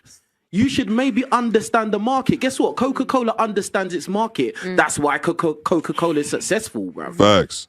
So you can be deluded and think I'm a 10 and this because I'm got money and I went to this school and blah, blah, blah. Like, I do these podcasts, the same thing. Every day. These women come and say the same thing because I went to this school and I've got money, but the market does not care about that. Yeah, I'm sorry to say, like you're saying, oh, but you know, single mother diminishing who you are as a person. No, you could be a great person and be a single mother. You can be an excellent person, but Absolutely. at the end of the day, the market, for the most part, is not going to want to couple up. What market? It depends. They don't want to hear it. They do not want to hear it. Jay Will says it's amazing how them jeans cut and still stand on her leg, look like a loaf of Hawaiian bread. I bring up chats without even reading. Y'all killing me going in on old girl, and I don't think she bad looking, but I have a bias. I love dark skinned women, so I love the chocolate. She probably could afford to lose a few pounds, but she's a cat lady in the making. I love that soundbite, by the way. What do you mean the market? It depends what market. Men's the market. They're not trying to hear anything Key Richards has to You're say. not my market. The man in his 40s. Men. I said men. He's not my market. I said men. Stop. Guys, we're on conversation. Thank you. And it says something about your decision making if you become a single mother. Are you all right? Do you know why I became a single mother? Disagree, yeah. That's uncalled for. You don't know what I experienced. You don't know what I experienced as a married woman to make a choice to be a single mother. It's either you don't pick the right guys. Oh, that's something about your decision making. Right. Maybe you don't pick the right guys. So abusive women that choose lovely, amazing men that just decide to be physically abusive because I chose that. Facts, Mona. Is that what you're saying? Say that again. So I chose to be a single divorcee because of an individual's choice to be violent. Is that what you're saying? It was your choice to get in a relationship with him. Oh, because I didn't see his psyche. It's like life turns out better if you take accountability for your choices. What accountability are we putting on the man? I disagree. The abusive man made her the single mother. So where is the accountability for him? Dude didn't just wake up one day and start going upside your damn head.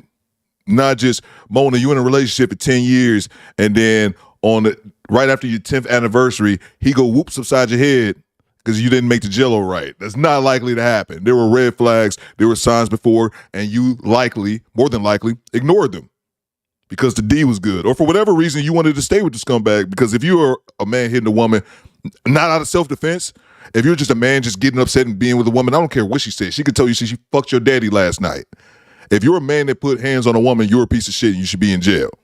I would never advocate for that. Because if someone put hands on someone in my family as a female, you got a problem with me. I'm just letting you know. So, but people don't become abusers overnight. I'm sorry. I just don't I don't buy it. Man, he's wrong. I agree with you. Oh, but where do we take accountability for the fact of like you pick the men? So maybe Pearl, can I have to say I disagree with you there. I definitely disagree with you there. Facts, I'll tell you why. Daniel. Look, I'm 38. I'm not a young girl. I've been married and I've been divorced. I've got experience. I've had a kid. You know, I've been there. I've done that. So if somebody gets married at a young age, right, they're young, right? So they're not that clued. Right. Look, let me start from the. We always talk about the problem, but we never ever get to the core of why that problem occurs. But everybody's young. So everyone's young. No, wait. As a young girl, I'm sure you'll all agree with me, okay? As a young girl, we are brainwashed. We are sold a fairy tale, right? We are all thinking, oh, we're going to wear this white dress and we're going to get married and we're going to be in love. No, we shouldn't have been taught that. We should have been taught the realness. Marriage is very hard. It's a struggle. You got to make sure you know who you're marrying. Look, and also people change over time. Somebody, you can marry them, and when you married them, they were okay. And over time, gradually, they got mental breakdown. They became a psychopath. They became antisocial. But again, we all grew up in the same society, and people have different outcomes based on their choices. So if you make a choice, sorry, can I finish what I'm saying? I think what you're saying, everything that we say has to be within context. You know, some people might get married and the husband dies, and they become a single mother. You know, there's but we're not talking about exceptions. We're talking about the rule. Are the majority of single mothers widows? No. But does it go the other way? Does men's value diminish when they become? No, it doesn't. And women are not the same. They can just get up and they can go and remarry. Personally, for me personally, I'm not into the guys with kids. That's not my thing. But in general, no. I mean, most guys I know that have kids say it helps them in dating. Girls like it. Yeah, a lot of women don't care about guys having kids. I remember when my son is 16 now. I remember when my son was small. I'm talking like between like 4 and 6. Not even 6, probably like 3 to 5. I used to have my son as well as my cousin, her son, because his dad wasn't around. And they're like the same age. And so I had 2 boys the same age.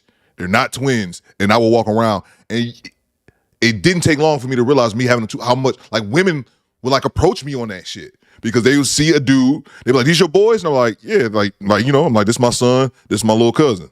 But they saw a dude solo with 2 small children that looked well fed and maintained, and it was crazy, and it was just crazy. I didn't expect that, but that's how it is. With men and women are not the same. Al says the excuses she's making is the man change. I guarantee she is combative. And like that, he was also combative. Modern women don't like boring men. Facts. And what I could tell from the previous clips that I seen with I'm laughing. Y'all's going in on this lady. You probably still are right now. She doesn't want to follow a man's lead. She doesn't want to follow a man. So she's masculine already, but she doesn't want to follow a man's lead. That's her primary reason, other than, you know, the obvious. But I'm sure she would not bring up whatsoever. That I'm sure she doesn't think that plays a factor whatsoever. Let's back to it. And she weaved up like they all are. So there's no accountability when it comes to men, but as soon as it's not about accountability, it's about outcomes. Like, what outcomes do you get? And the outcomes that single mothers have a harder time in dating. I thought the same thing, Gino. That's the outcome. And the outcome for men is oftentimes when men, not always, but oftentimes when men have kids, their outcomes are better. They get more girls because women like to see a guy that can take care of a kid. It signals to us that, like, you know, again, it's not my thing also, personally. Can I add on to that? Because I'm single mother, but I'm engaged. I'm getting married. However, before I got engaged, and it was me and my child. It is so the guy, he can just literally leave and go and start a whole new life, remarry, have a kid. You, however, he's not going to take that kid with him. That woman doesn't have to worry about that child. You're the one who's going to keep that child with you 24/7. So if you try to decide to date, right, it's not as simple. You can't just go out and date. You got to think about your child, especially if it's a little girl or a boy. You got to know who you're bringing to your house. You got to know who you're bringing around your child. And then, like, say for example, you're like, even when you're married, it's the child's own father. He starts to get jealous of that child. He'll start telling you, "Oh, I'm not getting any time anymore." So how do you think a guy who's not even the father of that child is going to feel? I'm sorry, I just had to see. I'll get right back to it. I just had to say from Don GQ, look at Destiny's face. #free Destiny. I was thinking the same thing when I was watching that earlier. Bro, it's like, man, I flew all the way to the UK for this shit. I'm ready to go. Do you want your brother to date a single mother over a single woman?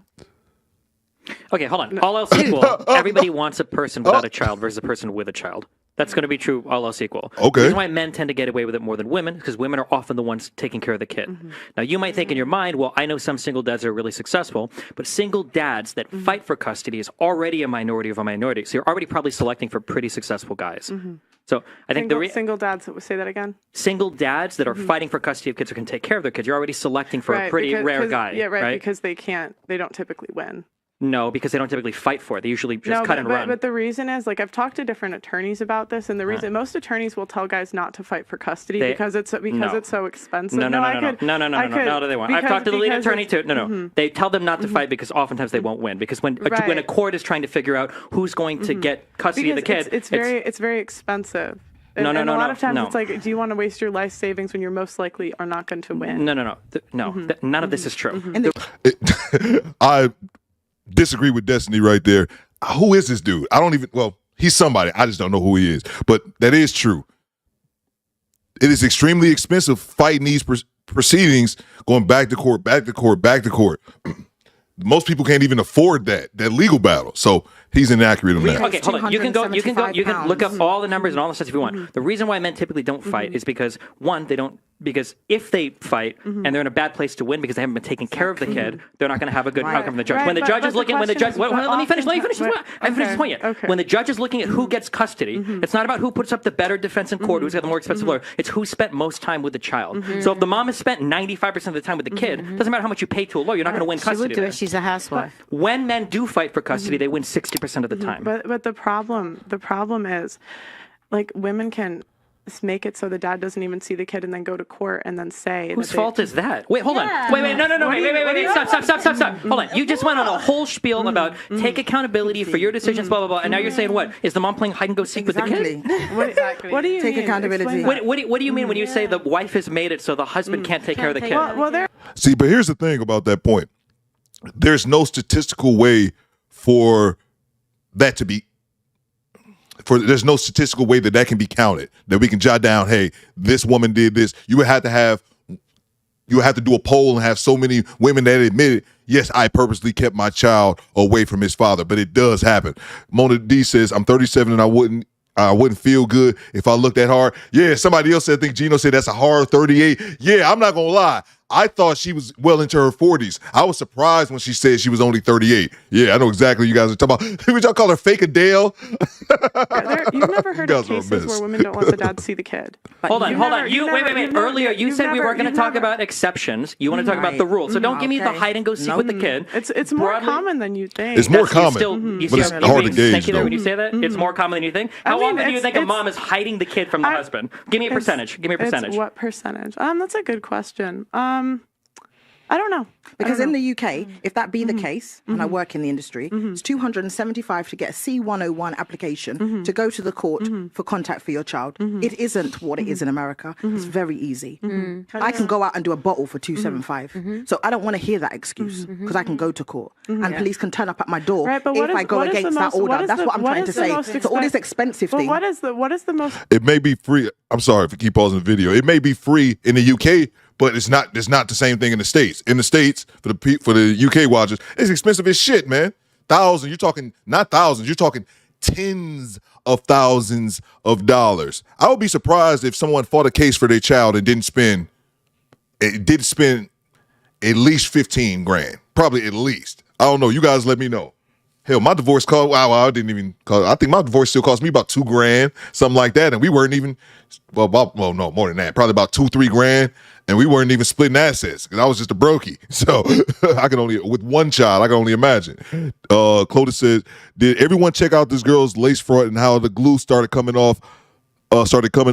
You can see it on tape. MTR brought it to the forefront. I said that earlier, Clotis, before you probably came into the chat. I said that MTR did a video and was talking about her the glue on her forehead, so I know she got roasted as should be. Back to the video. Expensive. That's child custody. Hit that like button, y'all. The most expensive thing is taking care of the kid. That's the most expensive thing. Can I just say something? Can I say something? I think Auntie's been wanting to talk for a second. I've had my hand up for so long. Right? And I just want to say a few things. I was picked. I was in a relationship. It was abusive. And nobody can't tell me that with hindsight, you can't see that there's loads of red flags. Sorry to stop the video again. Juice just put it on the screen. I spent $11,000 for custody. So that's for anyone not in the States. That's the comparison we got. We already got somebody here. He's dropped $11,000. So it's not cheap. And this goes against, and this is probably on the low end for somebody only spending $11,000. So this just goes to debunk Destiny's point, because Destiny from the States, I don't know where he at, but yeah, he knows this. Anyone in the States knows it's expensive as shit for a father to try to fight that in court, man. Juice dropped $11,000. So when he asked me to marry him, and I said, no, if he was the last man on earth, I won't marry you. I saved myself from getting married and getting stuck in a relationship. So yes, I was a single parent whose dad, the child's dad, asked me to marry him. And I thought about it and I thought, not on your life. And I actually said, if you were the last man on earth, I won't marry you. That's the last thing I remembered. I was that cold on the floor. You know why? Because I couldn't imagine myself. My mum and dad were married. And I thought to myself, this guy, this guy picked me. I never picked him. This guy picked me. I fell in love, got into a relationship. It was abusive. And I thought to myself, the last thing I need is to get married and tied to this man forever. So, if I knew that there were red flags before, I could have turned around and said, oh yeah, you know what I mean? I want to get married. He proposed to me, had the ring, one knee, everything. I could have said, yeah. Then I would have been stuck in an abusive relationship as a married woman. And then I would have got divorced and still been a single woman who'd been married before in an abusive relationship. But I decided no. So too many women out there, they think, you know what, that will go by. They see a red flag, oh, that's nothing. They see this, that was nothing. And then they go along with the, oh yeah, let's get married. Now, I could have gone along with it. Everybody was like, yeah, on the outside, you two are together. It's working. He drops you shopping. He picks you up. He takes you here. He takes you there. But I knew in my heart that he was abusive. Nobody couldn't see it. And I decided that rather than get caught up in the great big wedding thing, knock it on its head. So when women are talking about they're not average, as a single parent, I had to be different.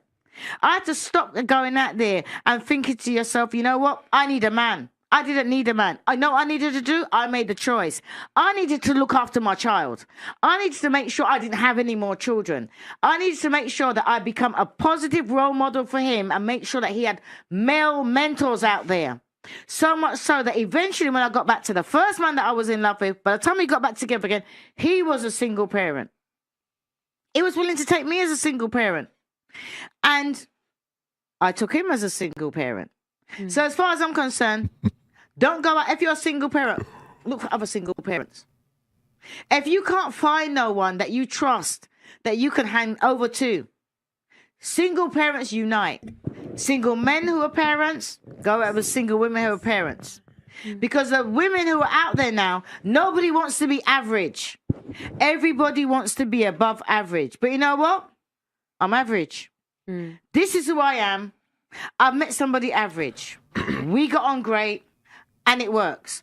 I don't want to find someone with a fancy car. When I met him, he never wasn't even driving. Eventually got a fancy car and I got it to drive. He gave it to me. But you don't hang your hat too high. Women out there, and they're average. Makeup don't make you more than average. Intelligence don't make you more than average. Education don't make you more than average. The clothes that you wear don't make you more than average. The podcasts you go onto do not make you more than average. It makes you popular. I'm talking. Bang! Bang! It's good! Before she was interrupted by Esther, shout out to Swift72, been rocking with your boy for the long time. ZWift72 is not only a moderator, he's also a channel member. When you see that man's name in the chat, you show him respect. Beanie, what up, though? Swift says, Destiny is like an aggressive Tin Man from The Wizard of Oz. You guys are idiots. I'm just laughing. It's funny, I had to catch myself a second ago while Auntie's talking about serious thing and I'm giggling into the mic. Not at the events that transpired while I'm laughing. I'm laughing at you guys' ridiculousness in the chat. And it's back to it. Let me finish. Let me finish. Expand on it. Let me finish. I can't expand if I don't finish talking. Back, Sheila. I'm English. I'm Caribbean. I'm not African. So shut up and let me finish. When I finish talking, I've been sitting here. Africans are the best, my ass. You're going to get high blood pressure. If Africans were the best, they wouldn't be on here talking bullshit. Speak for yourself. Say that you are the best. I'm not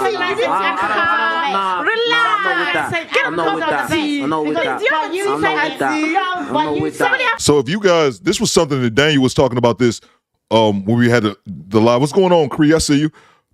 When we were talking about this a few days ago when we went live, and there's something was said about Africans and Caribbeans, and that's what kind of started, because I asked the reasoning why Aunt Jenny left the show.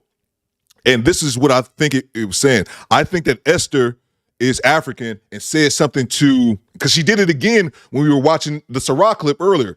She said something, and I don't know if she's Nigerian, but she said something in her language to Aunt Jenny. And Aunt Jenny was like, I'm Caribbean. You know, I don't speak that. But and then I think King Richards, who said as well that he's Nigerian, said Africans are the best. And then Aunt Jenny objectified and said, no, don't be saying it, or, what she just said a second ago. And now King Richards kind of shuts his ear. But it's like, to me, this shit is dumb. This shit is dumb. If I see a black, I said it before, that the stereotype here in the States, I don't have enough experience with people from Africa to know, but the stereotype is that Africans hate African Americans. Like, they think whatever about us, right? I think that's the dumbest shit in the world. If you share my skin color, we family. Muslim Geechee, we family. Swift, we family. Janesta, we family. Like, we are. If your skin color is like this, we family. I don't give a damn if you in Jamaica, Jersey, or Johannesburg. You my people. So this shit is all stupid to me. But like I said, the American version that I'm familiar with is the African versus African American. That shit is stupid, man. We all family. I'll be damned if I'm beefing with somebody who look like me on some silly shit.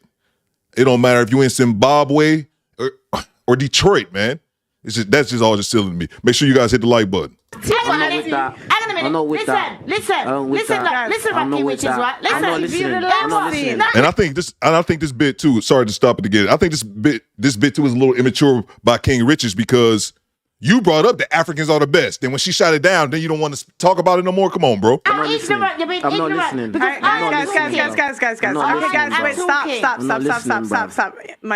stop. Michael, stop. Okay, 30 seconds, then Michael, you can go. I'm talking. Yeah, you got the blue hair, Jay. Look at me and look at her. You're going to tell me Africans are the best. Okay, wait. Come on. Okay. Come on.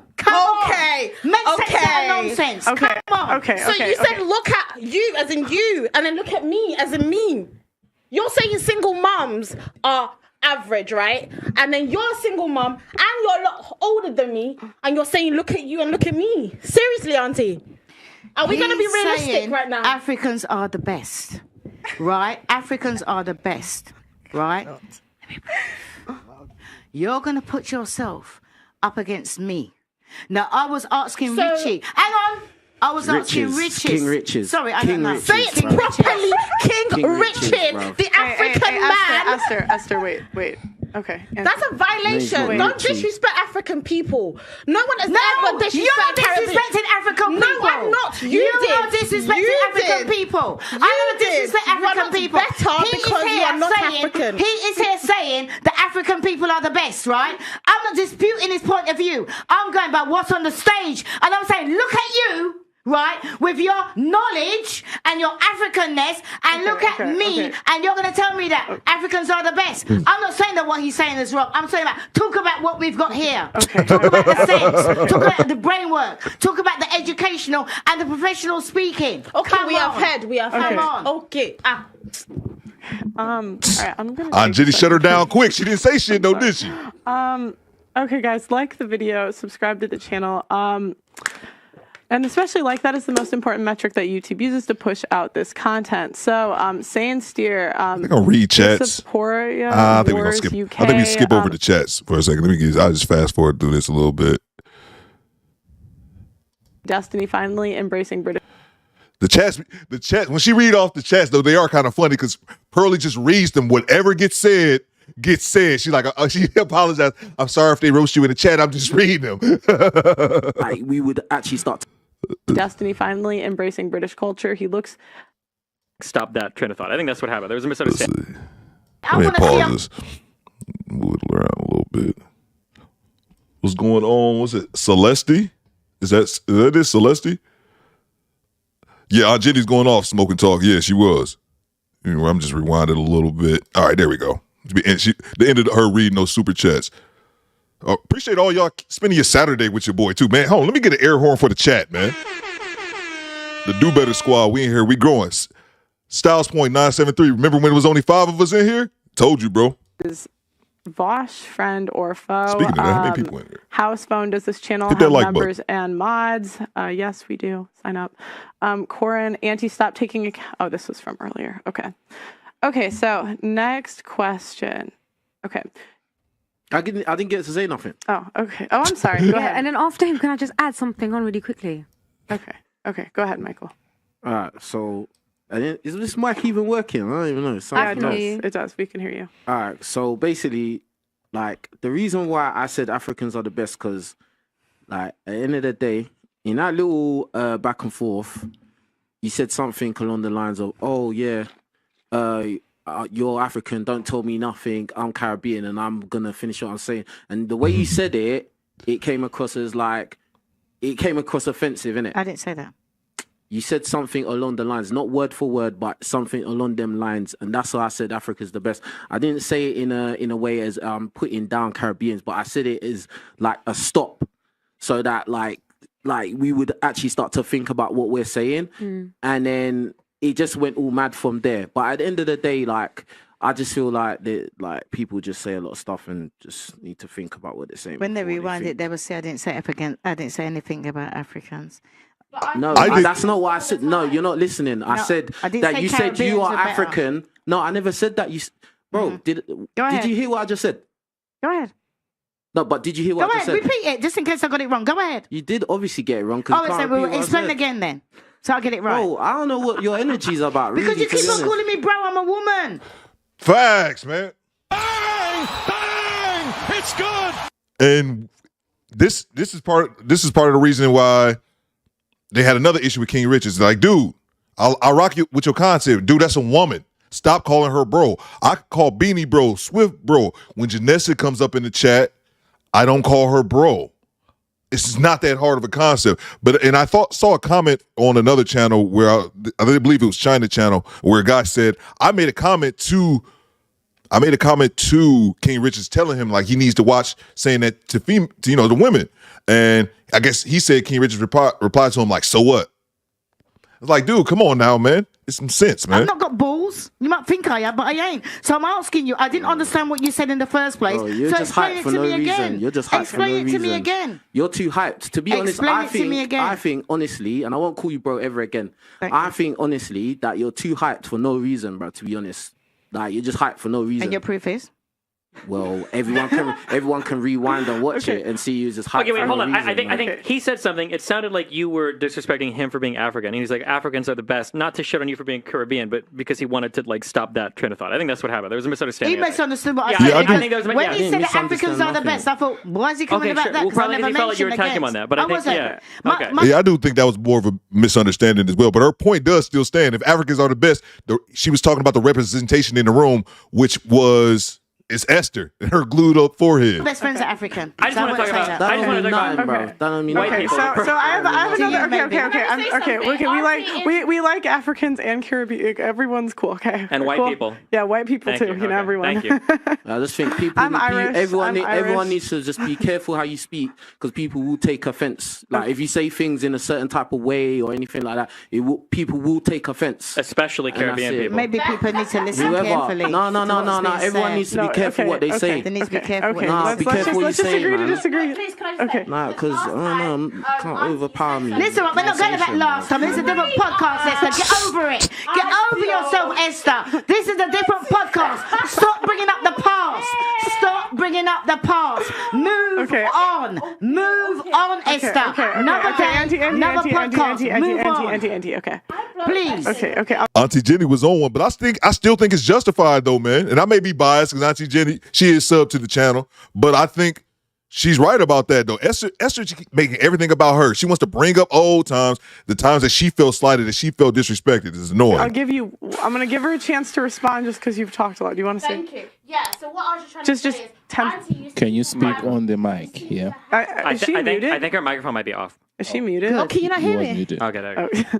I think, Auntie, you seem to have a pattern in which you say things and not realize what you've said. Because that's what you did to me last time. I don't think you even realized, because I think you said something about faith or whatever. I'm not going to bring it back. Oh, no. But the point is, because it's happened before, I think you don't realize that it's what you're doing. So I'm not even calling you out right now. I'm just saying, maybe just be careful. Call me out. And if people... Call me out, Esther. Excuse me, Destiny. Do me a favor, Destiny. Put your head back a bit. I want to see her call me out. Call me out on what I said. I said your faith was weak, right?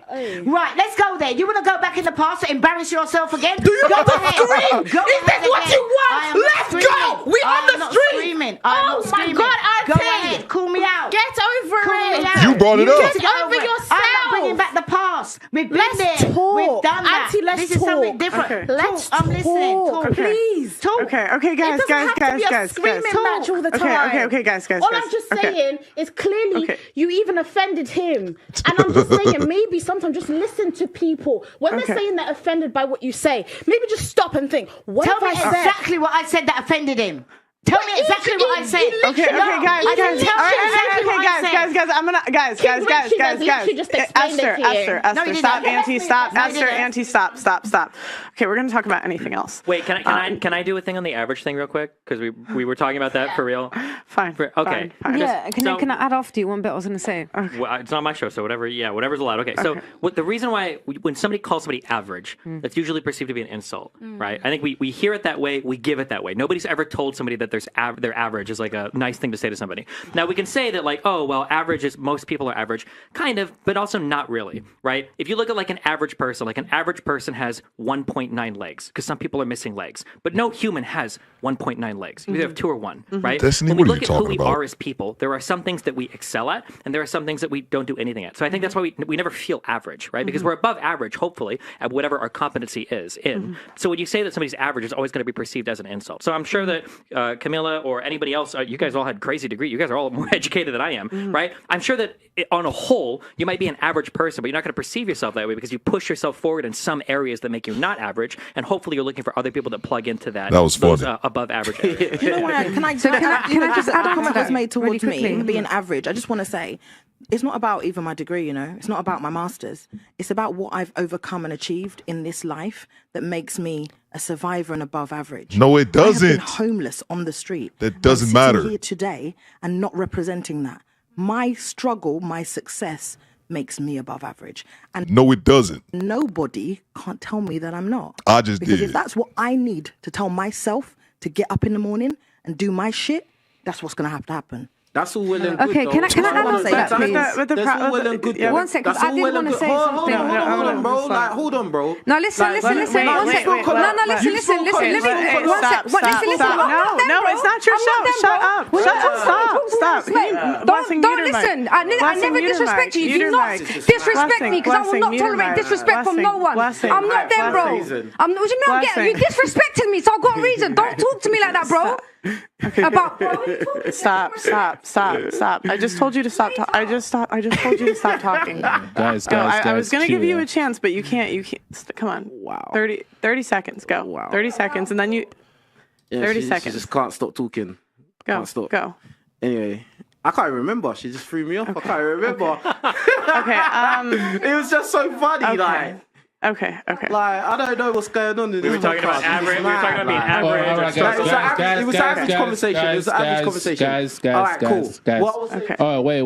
Hold on. Guys. No. Listen, guys. Guys. The mic. Well, this is when Fake Adele got the boot. Off now. Guys. Yo. All right, guys. Okay. All right. Thank you. The first rule of the podcast: don't interrupt the host. Yeah, we're not going to tolerate that no more. If that happens, you gotta go. Facts, Cree. Thank you. Yeah, are we all cool with that? Okay. All right, cool. Thank you. And no. I'm sorry. You guys were going in on the edges, iron on edges. You guys are a mess. And no disrespect stuff either. Thank you. Okay, wait. Okay, no. Stop. Okay, thank you. We're gonna go on to the next question. Facts. All right, so I'm gonna leave. Okay. I'm not gonna tolerate disrespect. This might be your platform, but respect people when they come on your platform. Okay, goodbye. Go. Okay, because. And I should fast forward it, but we can watch this nonsense again. On the rebound. On the rebound. I'm gonna get you on the get back. I disrespected you. You don't know who you're talking to. How did I disrespect you? Be careful. First thing you called me bro, and then you said I call everyone bro. I have a show here and I call everyone bro. So that's why she's angry. You're angry because I called you bro. I called Auntie bro and she's right next to me. No, Auntie hates it. Auntie. But the thing is, nobody knew which got her upset. You could when he figured out that she was upset because he called her bro, you could see Esther's face in the background. She was like in shock because she was realizing it at that same moment as well. The reason she got upset was because King Richards called her bro. Triggered is all hell. Shout out to Laser Pants. I see you, bro. Hates it. Wow. Auntie's told you long time. Auntie hates in it. here on the podcast, but there's the streets as well, bro, innit? Mind yourself, bro. Mind yourself. Yeah, you're damn right. You're damn right, bro. Damn right. And I'm gonna see how fucked up you are. Alright, cool. Yeah? You little mug. Right. Okay. Disrespect. Because I called everyone bro. Listen, don't call me bro, I don't know you. So that's all When you have to talk say, me, though. talk to me That's all you have to respect. say. You little mug. But that's all you have to You just say. a mug, bro. You're just embarrassing yourself. I'm embarrassing myself. I know. Do you know something, right? Do you know something, right? You did it. Excuse You are me, embarrassing excuse yourself. Me, excuse me. What's your name? Hello, young lady. What's your name? T. Do you know what I'm gonna do for the first time ever? I'm gonna fucking follow you. See you later. Jesus. I asked to speak before him. Okay. Look at your issue. Stop. You're doing it again. Okay. Oh my god. Mind who you're talking to. You're oh my god. Don't disrespect me, bro. See? Why are you making this? Blessing. We talked about this before. Ladies in the chat. This is that bullshit I'm talking about. This is a woman pointing and talking shit, cursing him out, calling him a mug, which is like is basically calling him an idiot, is what Daniel told us earlier, thanks to the UK for the translation. And she's just going off on this man. Women have got to watch cussing and raising their voice to a man. If King Richards would have stood up and just brought a medium-sized backhand or front arm, it would have been a wrap. Of course, I'm not saying he would do such a thing. I'm not insinuating that he should have did something. Yeah, I said it. No. But it's just the fact remains. This point I'm sorry, that is a new pet peeve that I did not have before, but I have now. Is women raising a voice, cursing, thinking you're gonna curse a man out because I would never do that to Juice, Jay Dillinger in the chat. I would never step to him in that way because I know if I do, the next thing that's gonna follow is violence. But women have the luxury to do that shit because they know ain't nobody gonna hit them. If King Richards would have got up and gave her a headbutt on some soccer style shit right in her forehead, she laid the fuck out singing old Adele songs while she comes back from consciousness. Shout out to Z Whiff, man. I think we got a super chat here. Let's see what we got, man. Oh, 1 second. Let me bring it up here. There we go. Let me bring this up so I can get a good look at it while I'm doing that. I'm rich, bitch. Let's see what Swift says. Swift says, hit the road, bro. Hit the road. Don't you come back. Hit the road, bro. Don't you come back no more. Facts. Appreciate you, Swift. Yeah, man, get out of here. And remember, if you guys don't remember, she was 38. This is a 40-year-old woman acting like that. Once they ask you to leave, you already got the deal that I don't like. Cursing and talking shit to a grown man like you can. Don't talk shit to somebody if you can't fuck them up. You know what? Right here on the spot. If you can't kick that person's ass for sure, you shouldn't be talking shit to them.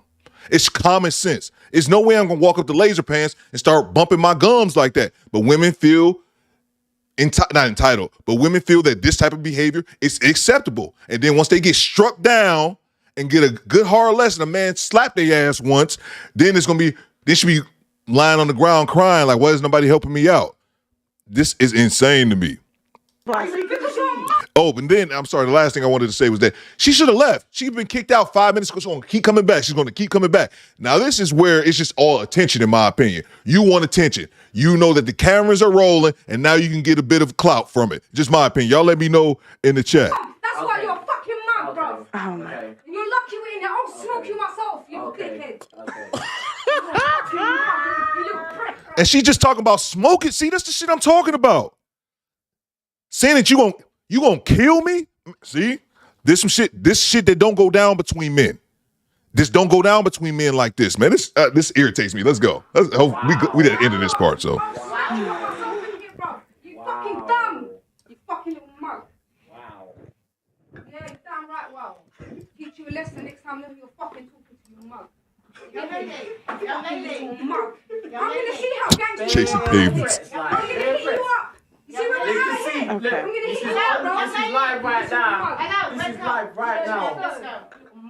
Wow. That's mad. Facts, LP.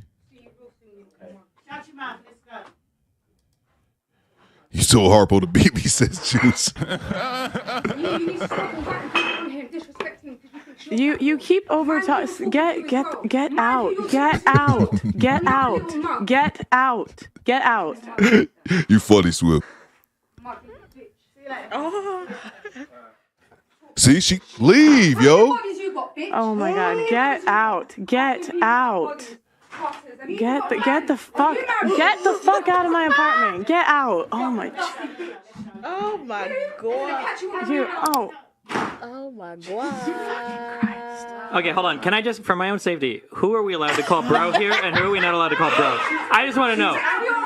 Get the fuck out! Blessing, go lock the other side too. Blessing, lock the fuck out. Exactly, man. These threats of violence, Juice says. She told him she'll smoke him. Do you know how serious that is? Bro, I don't know, man. Maybe it's just the Detroit in me. But that threats of violence, man.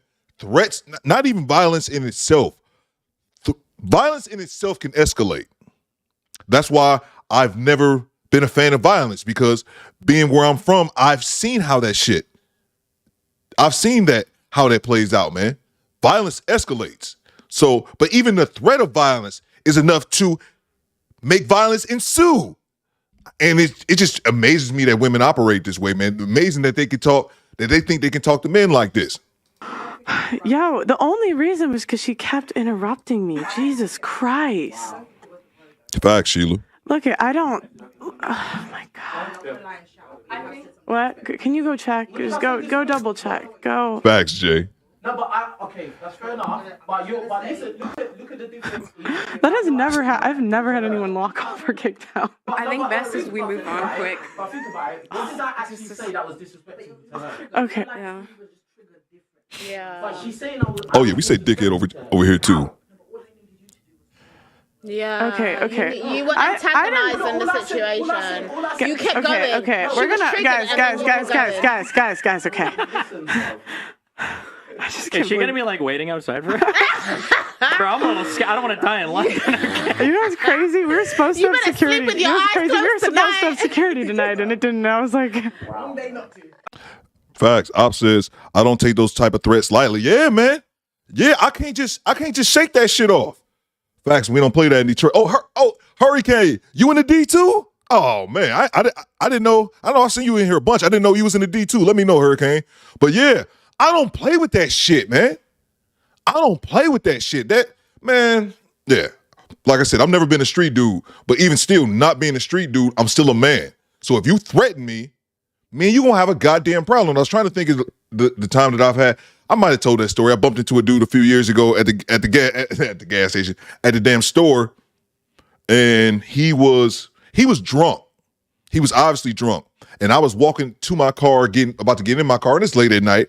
I was getting in my car, and he was like, he said something that I had taken his bag. Oh man, you got my bag. I'm like, dude, I ain't got your bag, man. And then he was like, no, man, you got my bag. Let me check your bag. And what I should have did was just got in my car and drove off. But that man in me was like, I didn't like the tone of his voice, and I was like, dude, I ain't got shit for you. And I proceeded to walk towards him, which I shouldn't have did. Looking back on it, I should not have done that. And then he threatened to shoot me, like, all right, when I shoot you, I'll kill you and all this kind of shit. Do I know if he had a gun? I doubt he did. But it wasn't worth it, man. I backed off and kept it moving. I kept my eye out for that motherfucker for a while because I wanted to see him again. I'll never forget when that happened. It happened the day before because I remember I went to the barbershop the next morning and it was a mass shooting in Las Vegas. Y'all remember that shooting years ago? I mean, that might have been like 2017 when that guy in Vegas like shot like 50-something people. He was shooting from the hotel. And they never found a motive for that, by the way. I saw a documentary on that. But anyway, that's when that happened. So violence escalates, man. And I can look back on that situation and realize I was wrong because I shouldn't even entertain that fool. Once he said the second time that he wanted to look at my bag or something, I should have gotten my car and kept it moving. But the way he said it, I felt disrespected. So, but you can't be losing. I don't like threats of violence is my whole point, man. Because where I'm from, that shit escalates. And hold on one second. I think we got a super chat here. Let's see here. Let me grab this 1 second.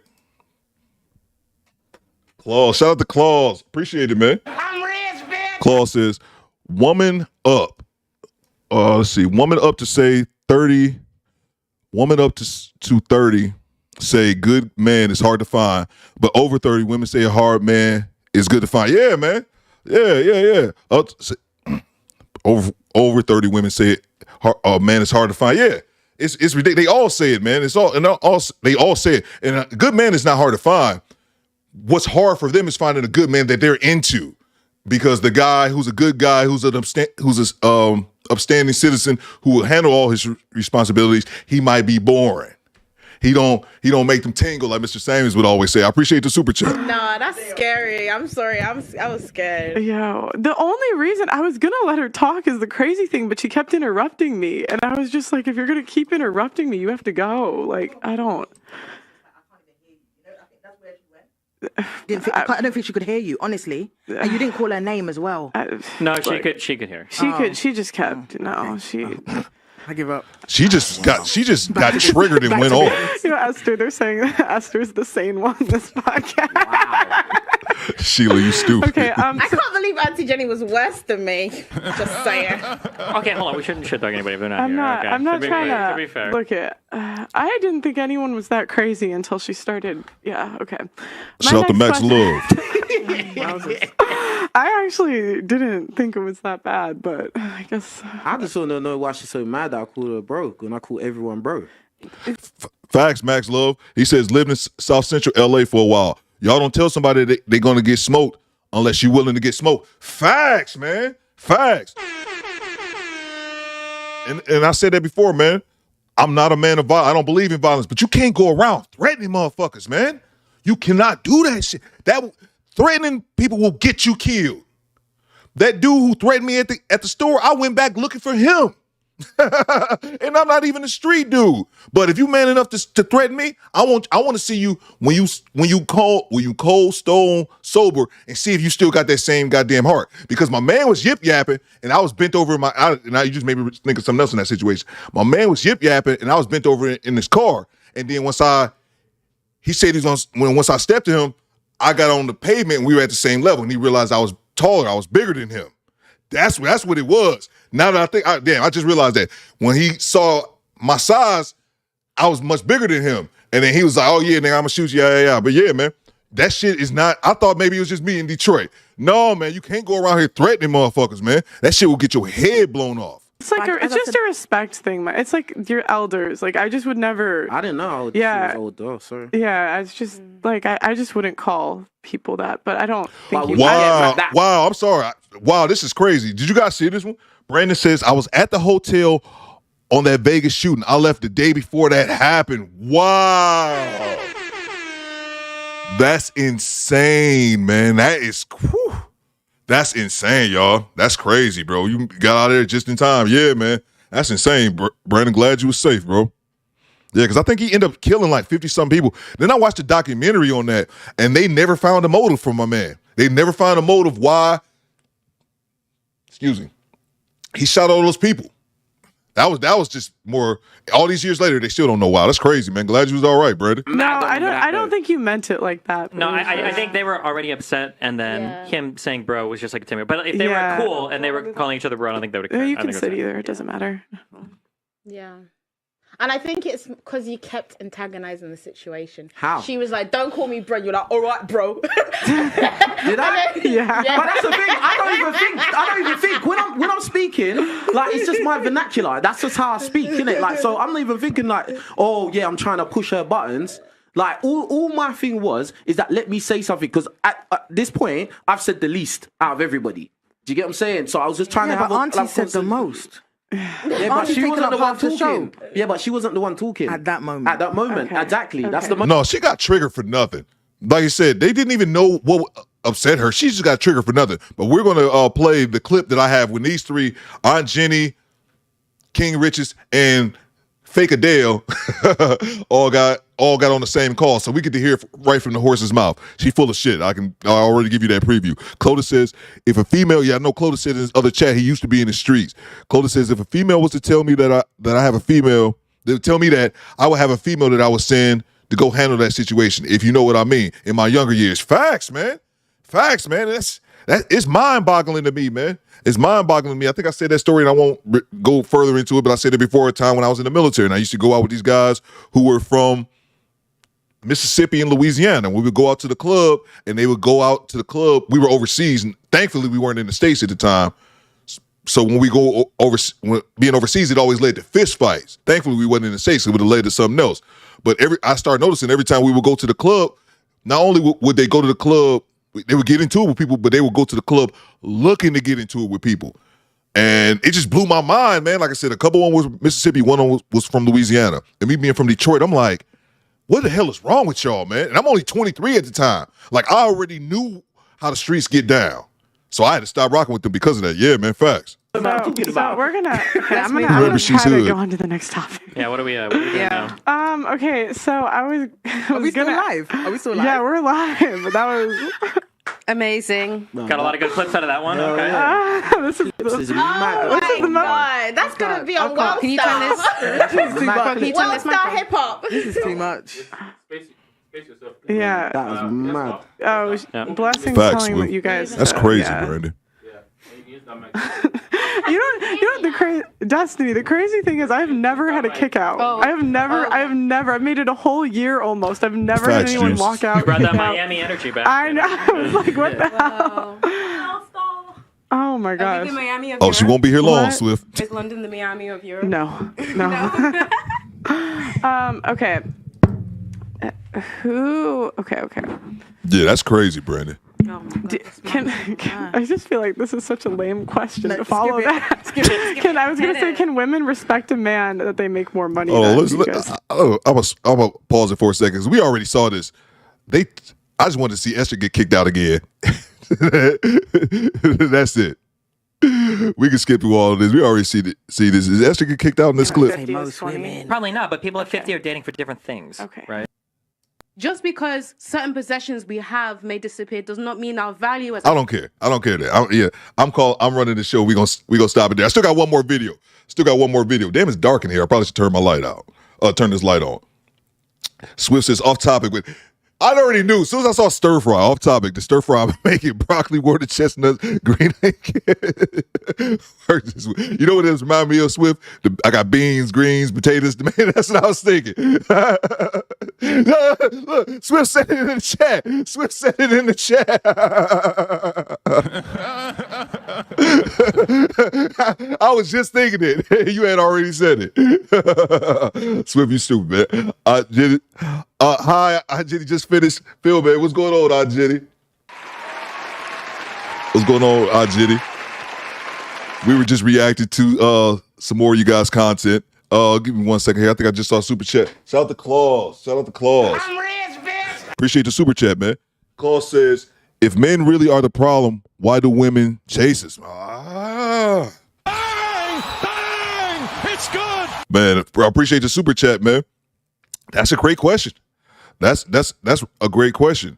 I think one of the things that just irritates me is that because of some women's poor choice in men, that they group all men are like that. No, you just made poor choice in men. There are ratchet, hood rat, appreciate the super chat again, Claus, hood rat women who I would never touch with your penis. Like, there are some horrible women in this world that are ghetto, that are terrible, and yeah, but I'm still mature enough to know that these hood buggers, and there are plenty in Detroit, trust me, I can go walk down the street and meet plenty of them. I still know that that's not all women. And I think I may have told this story before. Just real quick, and we'll get to the last video. When I left for the military when I was 20. And one of the predominant reasons I left because I was working full-time at Target. I was like, I think I left when I was 20, but I was like 19 when I finally made the decision I was going to go.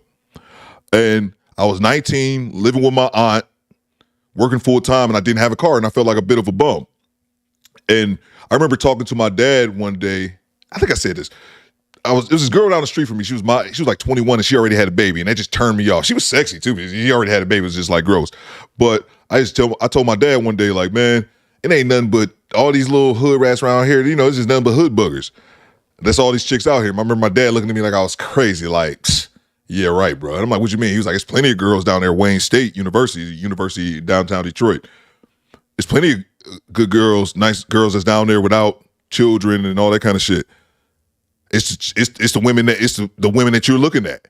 And I was like, wow. So it's kind of, something that KS would say, but that's something my dad told me all these years ago. So facts. Oh yeah. Oh no, Brandon. Aunt Jenny, Brandon says Aunt Jenny pulled up, Theo doing it big. You know what's funny though, Brandon? Aunt Jenny has been subbed to my channel possibly before I even was monetized, man. Aunt Jenny has been like in the chat, my chat probably before my channel was even monetized, before I had 1,000 subscribers, man. Aunt Jenny just I think I did a reaction one time, and like my first ever Aunt Jenny reaction, and she found it, and she's been here ever since, though, man. Yeah, Aunt Jenny's been around a long time, though.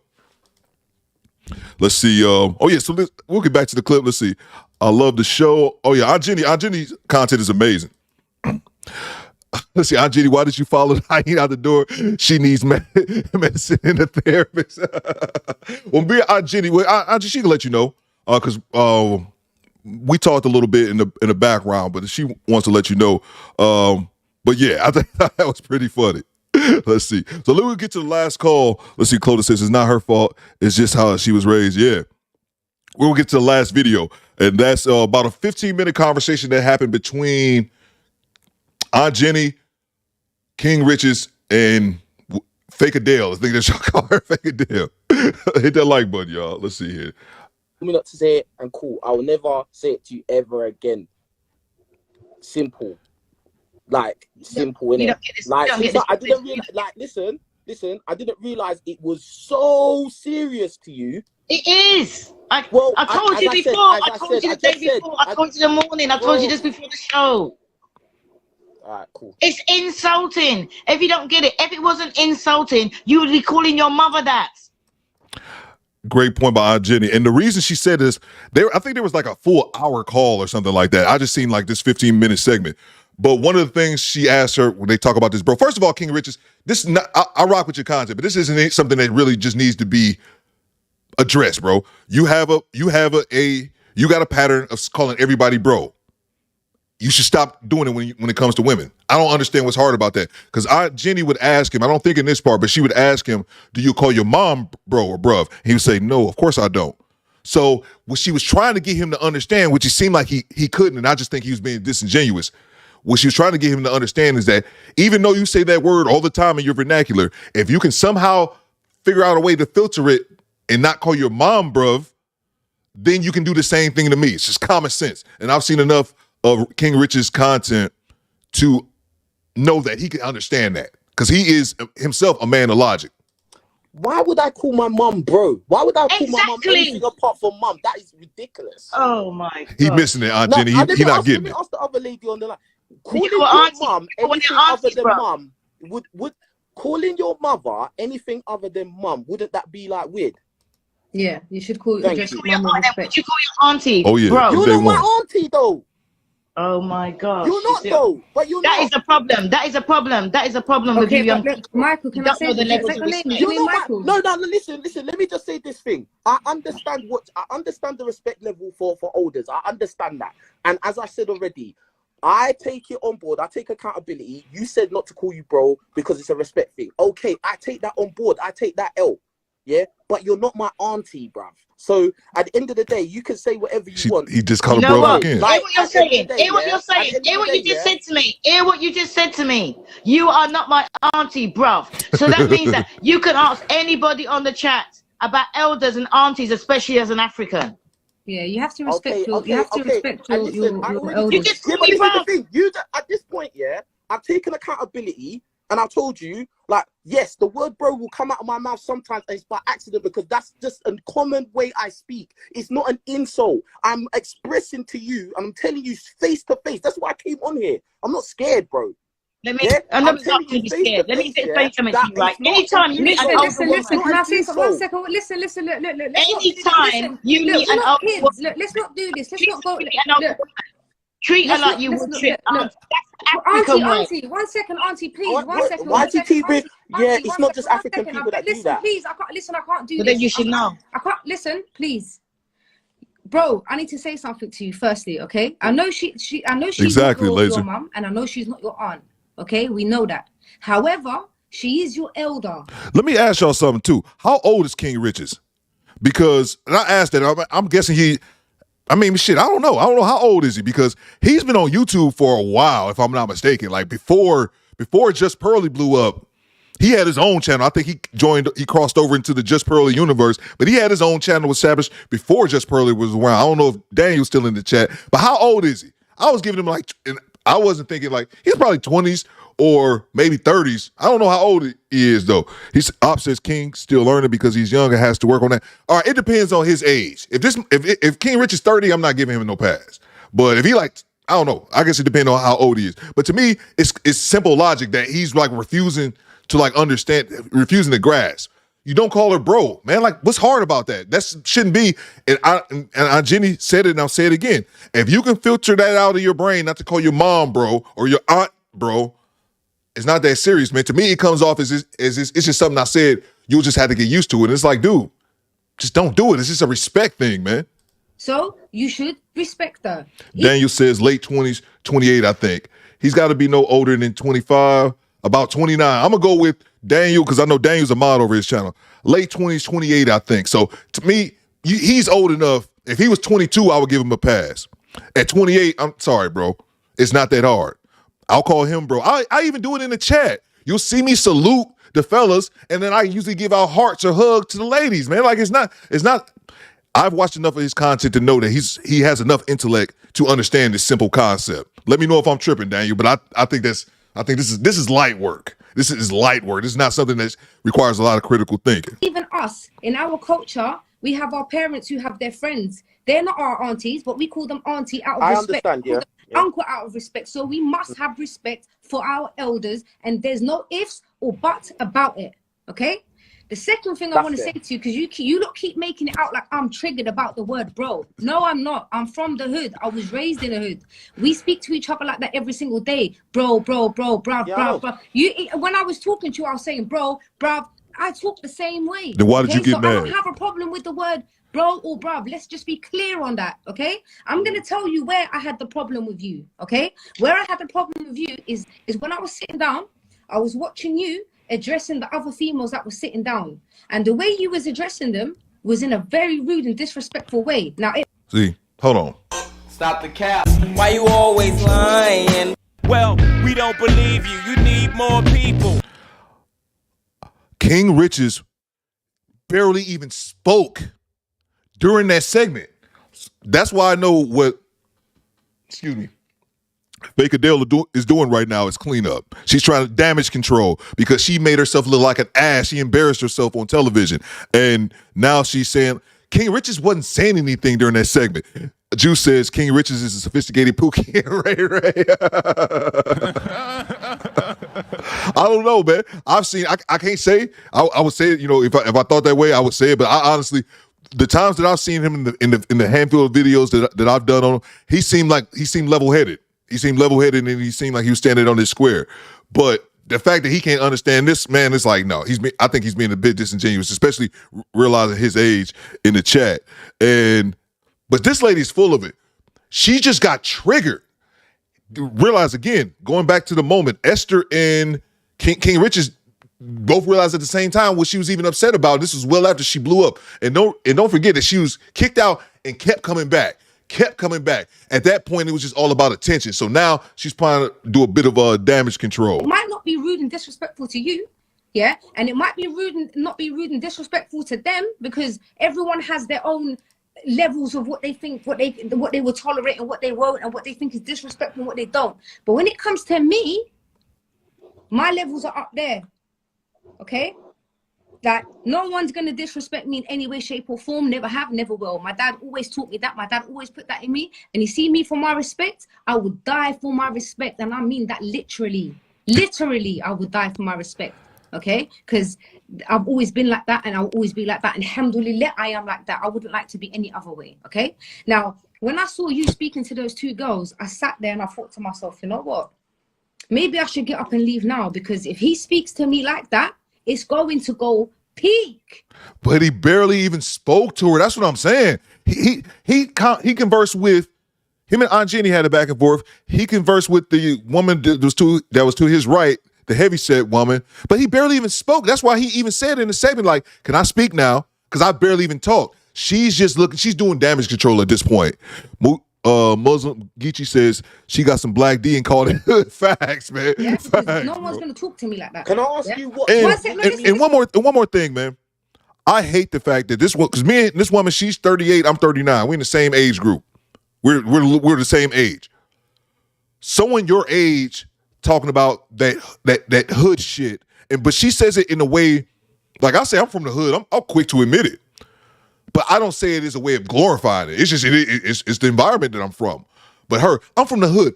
Yeah, I hang with savages, and you too old to be acting like that, man. Back to it. Can I let you talk? Let me speak now, okay? Let me speak, all right? So then, after speaking to them the way you spoke to them, that's not surprising, Auntie. That's not surprising whatsoever.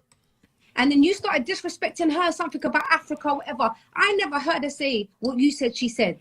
Okay, I don't know, but I never heard that with my ears, so I can't say she said it. Maybe she did.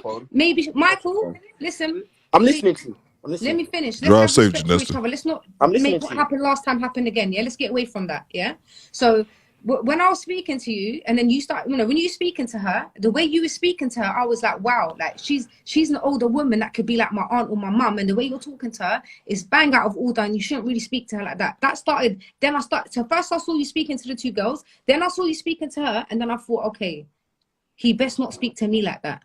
I thought maybe because you know the other two girls, and maybe you might know her, that maybe you can speak like that. But me, you don't know me, so I was thinking probably he won't speak to me like that. Anyway, I was waiting patiently, okay? And everything what did you he were saying, say? Michael, I was agreeing with a lot of stuff that you were saying. Let's see if she ever gets to what exactly he said. Shout out to Scott Free. I see you, bro. Me and you, we was on a kind of the same, and so was me and Auntie, okay? I was on you lot's flex, right? Then what happened was I was supposed to talk. They never let me talk. They shut me down.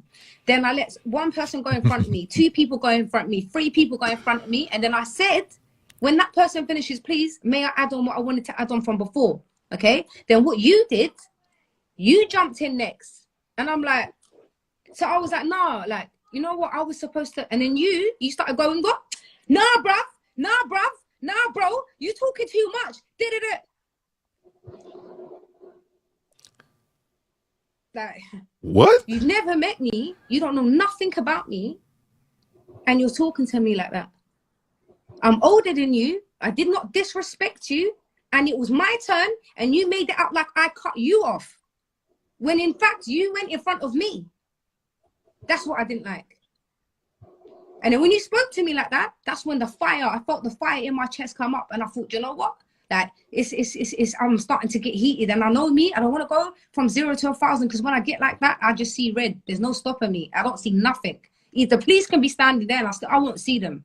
And I'm stopping it again because that's not a valid fucking excuse. I get so damn tired of people thinking because I'm upset, I'm aggravated, I can behave in any fucking fashion. And I've actually been doing a pretty decent job of watching my language till now. I'm letting it go. I'm letting it fly now. That's not an excuse because you're upset. It could be, because my blood's boiling. Again, he didn't even say anything to her. She still hasn't said. She's saying that he went to speak and she went to speak and he went to cut her off, but that's not how I saw it. I saw they both went to speak at one time and then she blew the fuck up. But more importantly, it's one thing to just get upset or just say, I'm going to leave. That's fine. But I stopped. I couldn't give her any pass whatsoever when Pearl asked her to leave and she just kept coming back. Pearl had to tell them, yo, lock the door. Make sure she doesn't come around the other way. Like, at that point, you were just doing it for attention. She needs to work on her sensitivity. Facts, Beanie. Facts. What Sheila got right here? No, just laugh. Let's see. She needs to wear a hood costume. Yeah, man. She mighty morphed into a medium hood Power Ranger. Yeah, man. Back to it. I'm still trying to figure out what happened. Okay, that's what happened. And then after that, Pearl was like, no, whatever. She let you speak. She gave you that 30 seconds. Instead of giving it to me, she gave it to you. And then you was like, oh, do you know what? I forgot what I was even going to say. And then I was like, cool, okay, then can I now say my part? She was like, no, cut me off in a very, very rude way, yeah? And then she was like, next question. So basically, you're trying to make me feel like I'm insignificant. What I've got to say doesn't matter, and you're just disrespectful. You're like, and you don't do things like that. So that's where I had a problem with you. And then you're talking, like, I'm already getting rolled up, and then you're talking, saying whatever you're saying. Yeah, and then I'm getting even more rolled up because you're laughing. When somebody's switching, yeah, the worst thing you can do is laugh. Because when you're laughing, it's like you're trying to make me like I'm a clown. And trust me, my bro, I am not a clown. I tell you that now. I am not. I'm far from it. Stop the cap. Why you always lying? Well, we don't believe you. You need more people. I don't give a damn what she says. You are a clown because you conducted yourself in a clownish manner. Benny says, I see where she's coming from with her point. She had her full focus on him the entire time, just to outburst on him. Yeah, it seemed like it's weird though, because looking from her perspective, I don't know why I'm wasting brain cells on this shit, but here we are. From her perspective, she didn't like the way that he was talking to the other women. The problem was he was barely even talking to him because it was mostly Auntie Jenny talking to Esther. Or just Auntie Jenny, she talked for the majority of that segment. They even said it at the end. Destiny was saying it. Like, he barely even said anything. So the small interactions that he had with the woman, and it's probably about average, because you see they all get triggered with that average word. That's what it is more than likely, now that I think about it.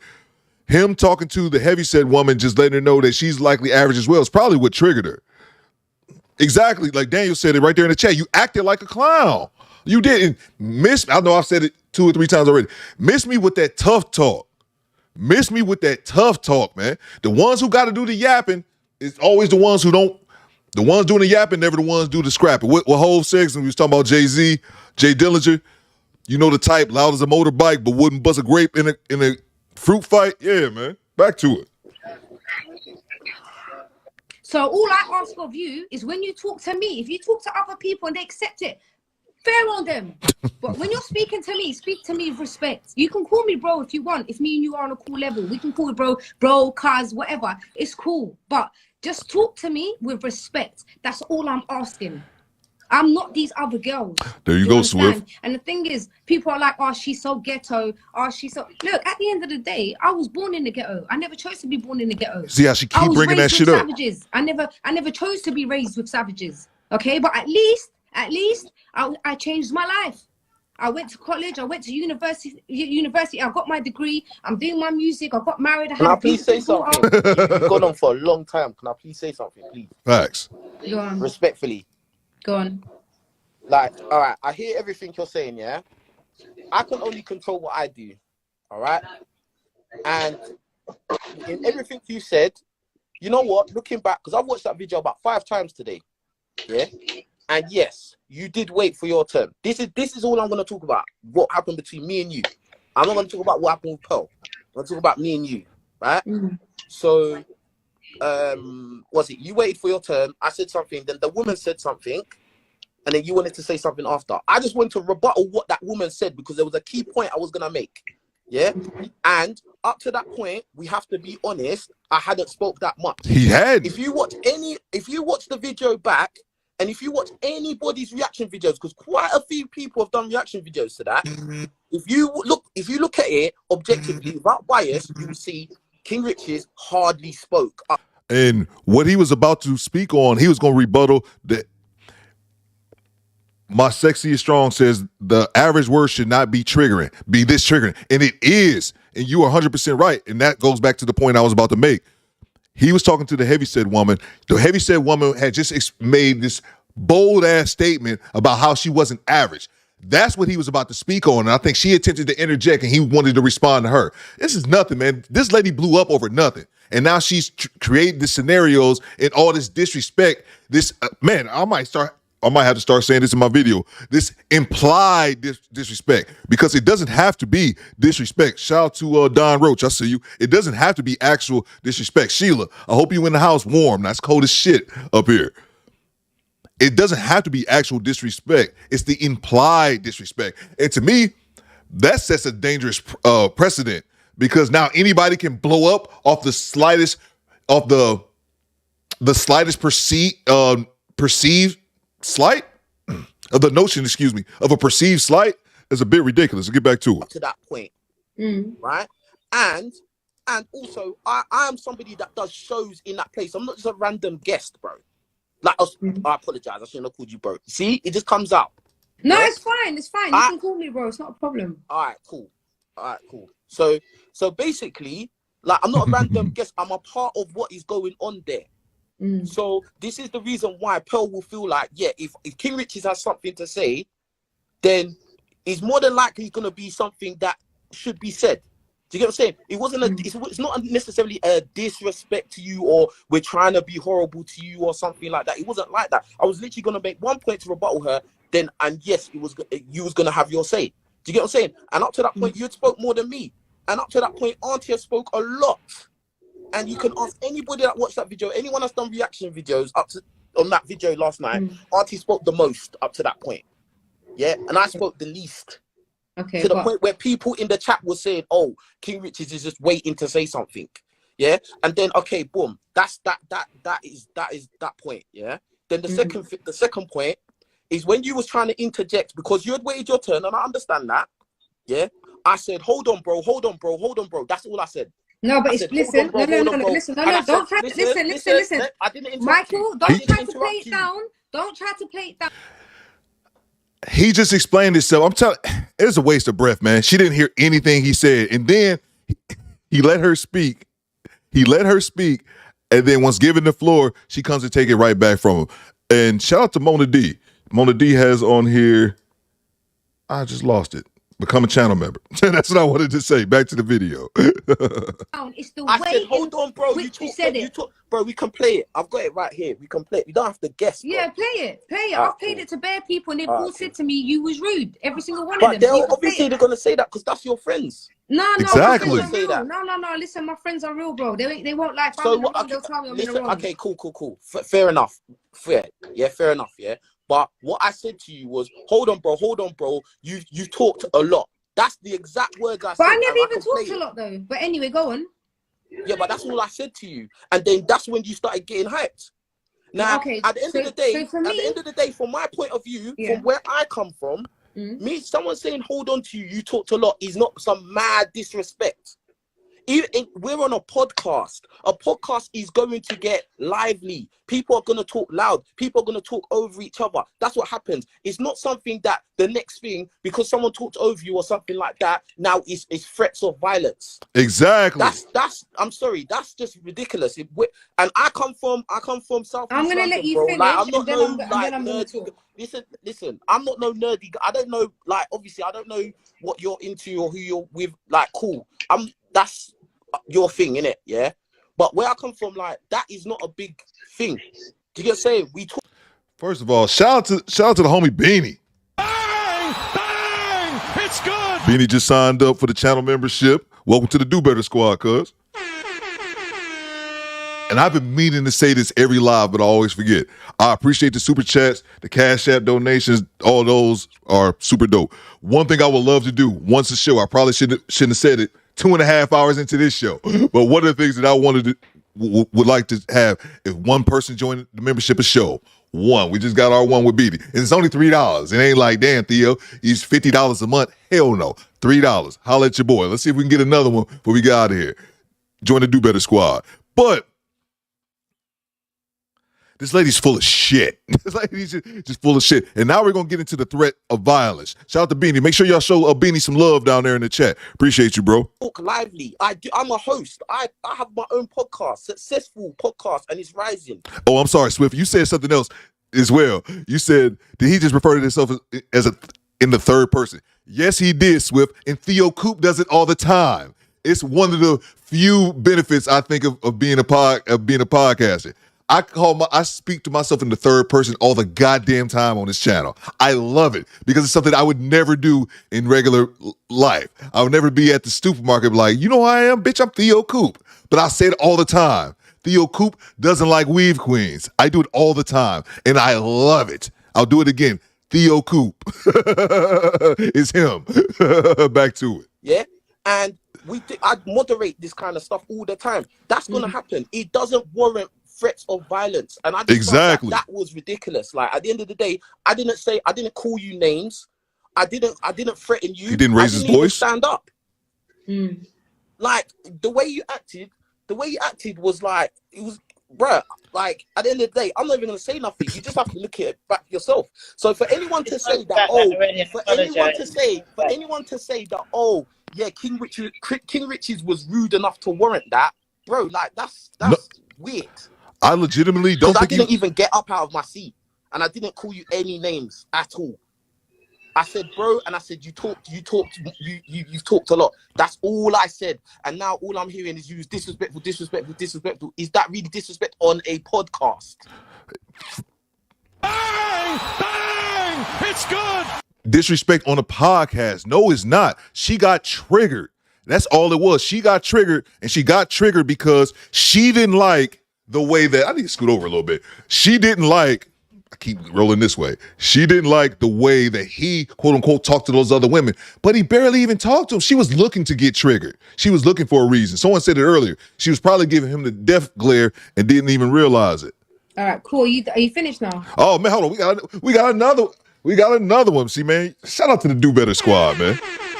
Rocking with your boy.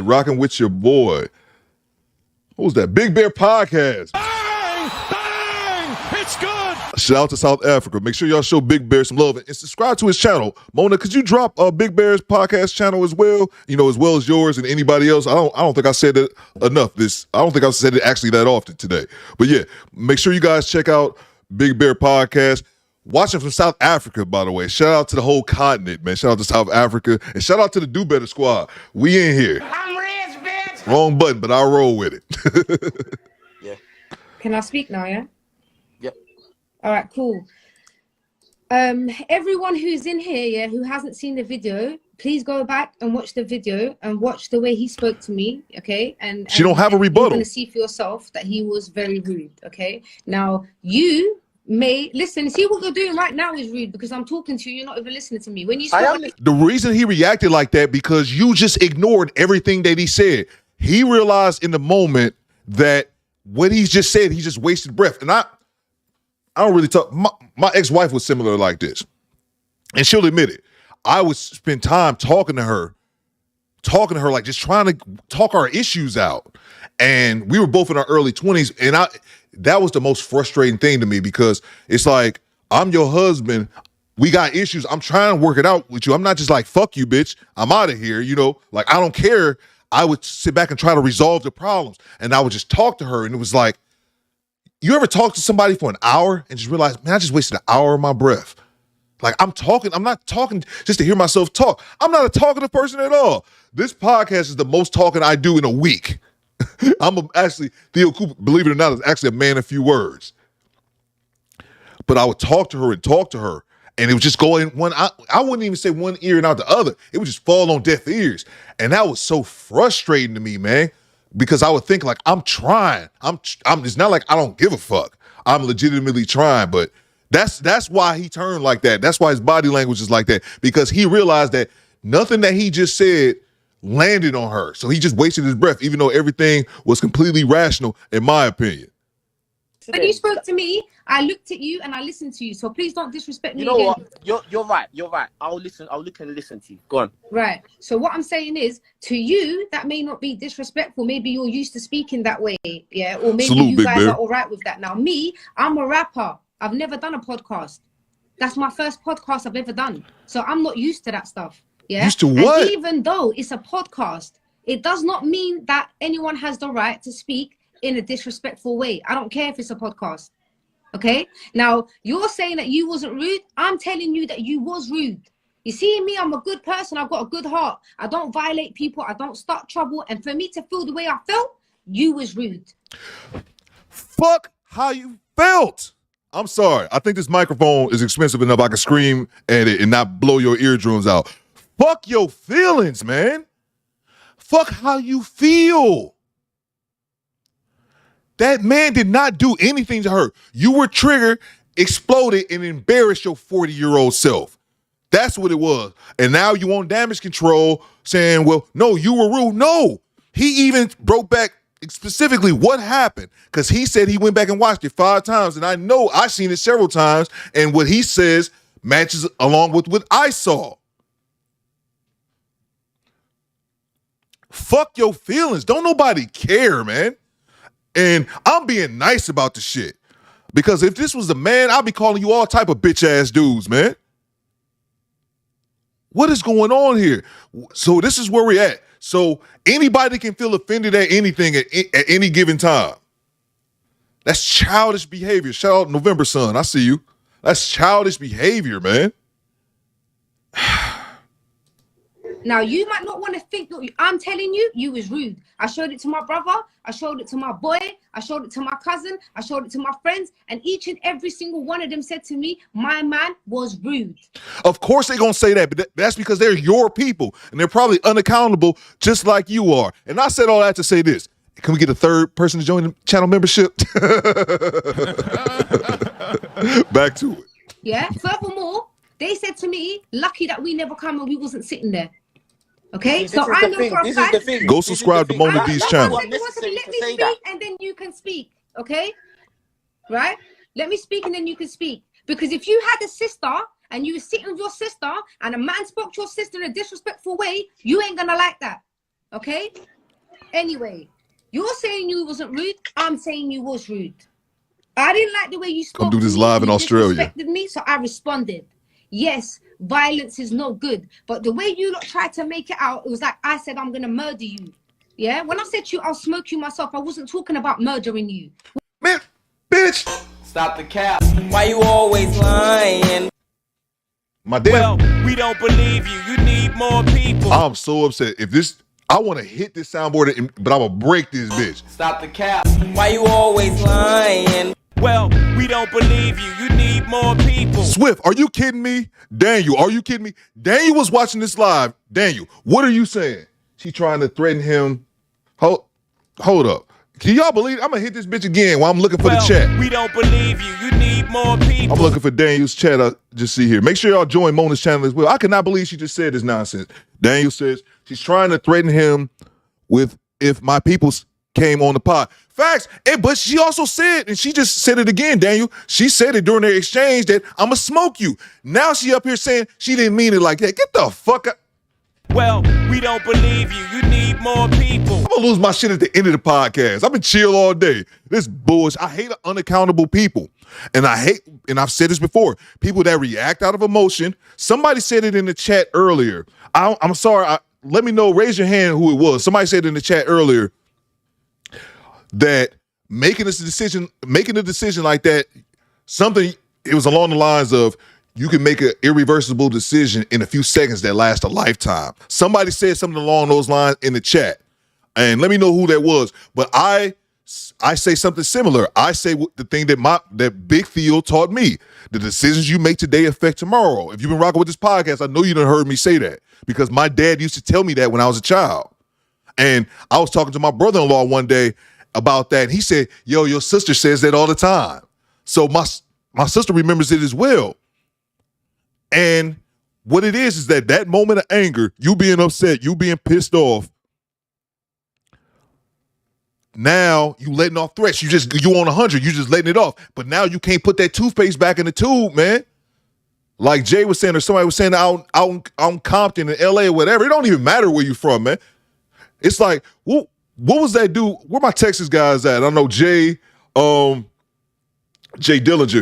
What was the dude? I seen it went viral, the guy in Texas. He went into a restaurant trying to rob in Texas of all places, trying to rob it with a fake gun, and somebody came out and blew his goddamn head or killed him in the rrestaurant. He didn't blow his head off. He murdered that dude. Some would say possibly execution style, but be that as it may, you see me walking around putting guns in people's faces.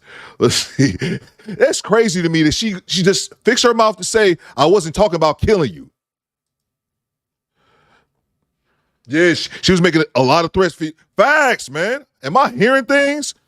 Get the fuck out of here, man. I hate that shit. It wasn't me. Swift. Facts, Swift. But that's what I'm saying. People react out of emotion, act a goddamn ass, and now it's like, oh, now she done heard people like, I was like, oh no, I wasn't doing that. And when I threatened you, I wasn't talking about actually killing you. Get out of here, man. Oh my God, it irritates me. I hate when people with unaccountability, being unaccountable, but also lying, man. Also just blatantly lying. You let your emotions get the better of you, and you reacted, but you reacted without thinking. It's the same way these people go out here and make these dumb videos. Michonne talks about this. Shout out to Michonne Denise channel. These people make this content where they're just on their cell phones, blabbing to the world their problems. Don't nobody like me. Hello, TikTok. And then once people like myself and Michonne react to the content, then you mad. It's like, wouldn't have had anything to do if you wouldn't have put it out there in the first place. Oh my God. I cannot believe she fixed her mouth to make that lie. Does people think I'm crazy? I'm going to murder you in front of the body cameras in a podcast. You said it. Listen, I've never killed someone in my life. And inshallah, may Allah never make me kill someone in my life. Yeah. But she talking all that hood bop though. We got Soulja Boy over here. Ain't Soulja Boy is it Bow Wow? I don't know, one of them be capping like crazy. It might be both of them. Always talking about, I remember the Soulja Boy that blah. Like, stop the cap. She was Goon Squad killer a few days ago. Now I ain't never busted, I think I said it earlier, I ain't never heard a fly. Look at this bullshit. Back to it. There's only a couple seconds left. That's not something I want to do. In Islam, if you save one life, it's like you save the whole of the mankind. You take one life, it's like you took the whole souls of mankind. So I'm not into that. So let me just make that clear. So when I said smoke you, I didn't mean shoot you or kill you. When I said bodies, I wasn't talking to you. I was talking to Pearl, because she always likes to go around asking people, because people are trying to make me like I'm some mafia. I know. And I caught that as well. King Richards obviously caught it, but people that didn't. At the end, after she got into it with Richards and she was leaving, then she started talking to Pearl. I guess it goes to show, now that I think about it, she was in fact triggered, because when she went to Pearl, she turned to Pearl and said, "How many bodies you got?" And what she was referring to was, I'm assuming, going off the context clues, that something that the body count got brought up. So I think a lot of people misinterpret her saying that to Pearl as if she was making a threat to Richards about like how many bodies you got or how many people you've killed. That was something that got misinterpreted. But King Richards knew the distinction as well did I. Swift says, yep, Michonne covered that Texas restaurant hold up where he used a real looking toy gun. Yeah, man, and got blasted to smithereens. Like, don't get it mistaken. I'm not a gun nut. But I know I wouldn't have been to Iraq. I wouldn't have been to Iraq with my fist. I understand the importance of guns. I just say I don't like them like a lot of people, like other people do. Hold up, man. Shout out to the DoBetterSquad. We got another member. Who we got here, man? Y'all, see, man, y'all showing your boy love, man. I appreciate it. Who we got? Oh, Juice. Shout out to Juice, man. Shout out to Juice is worth the squeeze, man. Oh, you know what? I just thought about something, Juice. Need to get that content. I know you made your first video. Shout out to Red Pill Jones. I don't know if Red Pill was in here tonight, but I know you made that first video, bro. I don't know. You got some more content, man? I want to see some more content, not just one and done, baby. You need to have multiple uploads a week. Let's get back to it. She's asking my man how many bodies he's got, how many bodies she dropped. Nah, it's not that deep. It's not that deep. Now look. She's an idiot. Hold on one second. I'm gonna need a little background music for this. This lady done worked my damn nerves, man. I cannot believe. I think I got irritated more at the end when she plays that she attempts to make it seem like she wasn't threatening him. Get the fuck out of here, man. Let's see what y'all got talking about in the chat. Appreciate you, Juice. Appreciate you, man. Do Better Squad, man. We in here. That's a song? I don't think that's a song I wanted to play, but we can let it ride. Let's see. Not saying I parked in Nose Act. No, I got to go back to the other song. I got the wrong one. Stand by. There we go. There we go. I like the other song, too. Not saying I parked in those activities, but that's usually what happens. Yeah, man. Yeah. Let's see what we got here. Oh, yeah. Show Juice some love, too. Show Juice some love, definitely. You asking her how many men she's been with? Yeah, I think what she was saying was that I think what it is, Daniel, earlier in the interview when Pearly does this, I'm guessing some type of body count discussion, I guess she didn't like that. But that goes to show she was triggered because she got into it with King Richards, bounced, but then came back and was going off on Pearl. And I think some people didn't catch that. They heard the bodies part thinking she was talking about killing somebody, catching the body. That's what they call it over here in the States. And I think what she was just pointing at, she was going at Pearl because she was offended by Pearl talking about that earlier, because let her tell it, she was offended at how King Richards was talking to the other women, but he barely even talked to her. She was just triggered, man. I think those conversations, now I'm thinking about it, those conversations was too real for her. A lot of people, and I've said it before in the Kevin Samuels reactions, a lot of people aren't built for these type of conversations. And another group of people don't have the critical thinking for it. And I don't think that she lacks the critical thinking. I don't think she has the mental fortitude and the maturity level to just participate in the conversation where your thought process or your thinking patterns might be the minority and not the majority. And that's okay. But I'll be high and shit. Don't listen to me. Everything I just spouted could likely not make any sense whatsoever. Shout out to Don Roach. He says, the fact that she's still tripping shows how hard it is to be around her. Facts, man. And I don't like someone my age running around trying to act like you street. It's even worse. It's pathetic when you're a man. It's pathetic when you're 40, still on that thug shit. Rah, rah, rah. It's pathetic. With a woman being that way, it's nauseating. Agreed, dude. But oh yeah. Appreciate you, Laser Pants. Scott Free.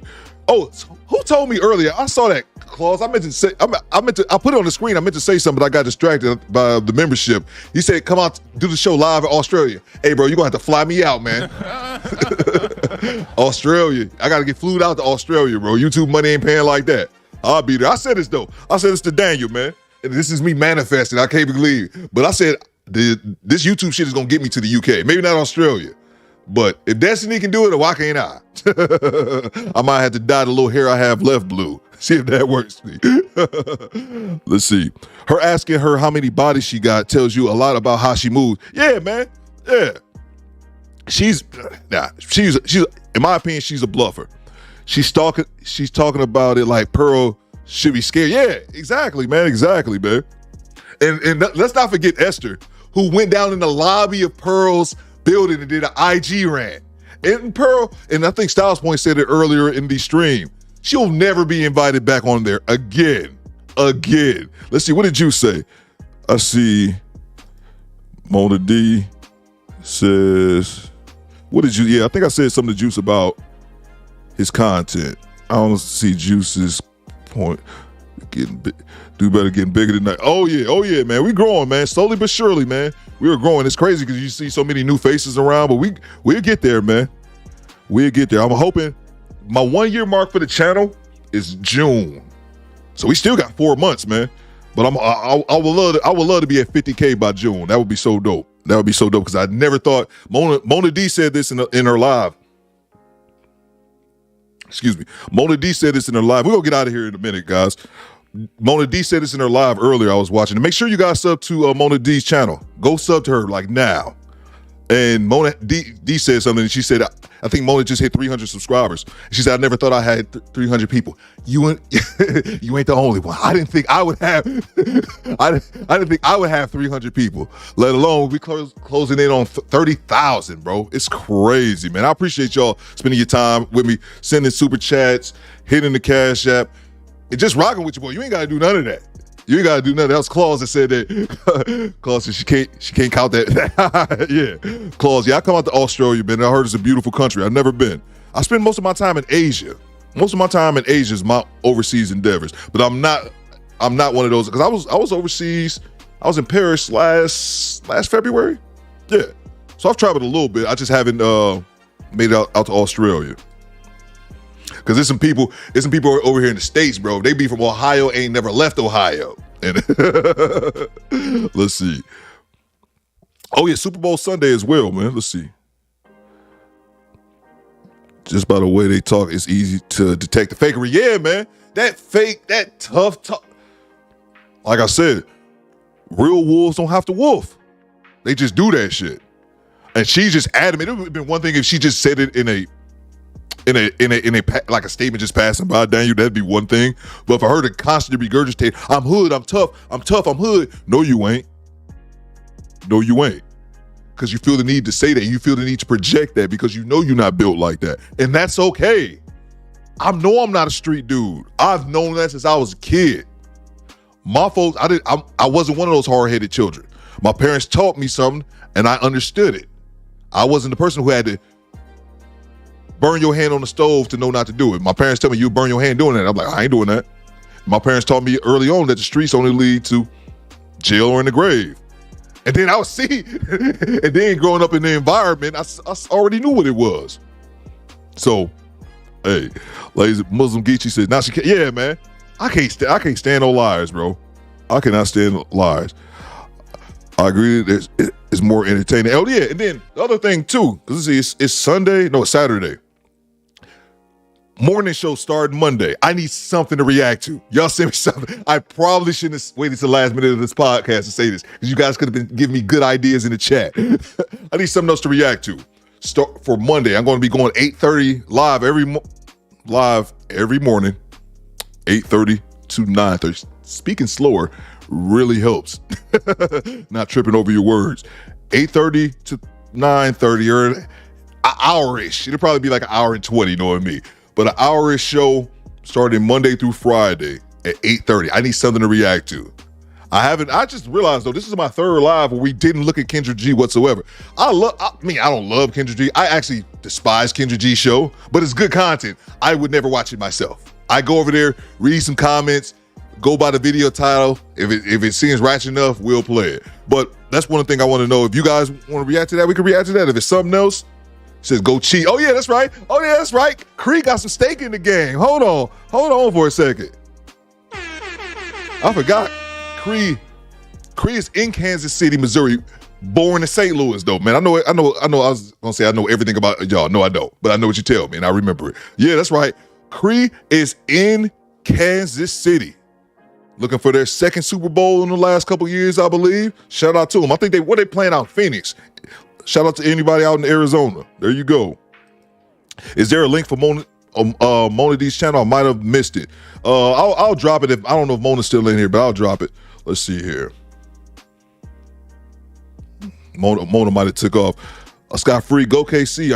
I'm from St. Louis. Oh yeah, no doubt, Scott Free. Yeah. Miss Cree 99. She in St. Louis as well. No, she's from St. Louis. Let me give you 1 second. Let me drop Mona D's channel in here.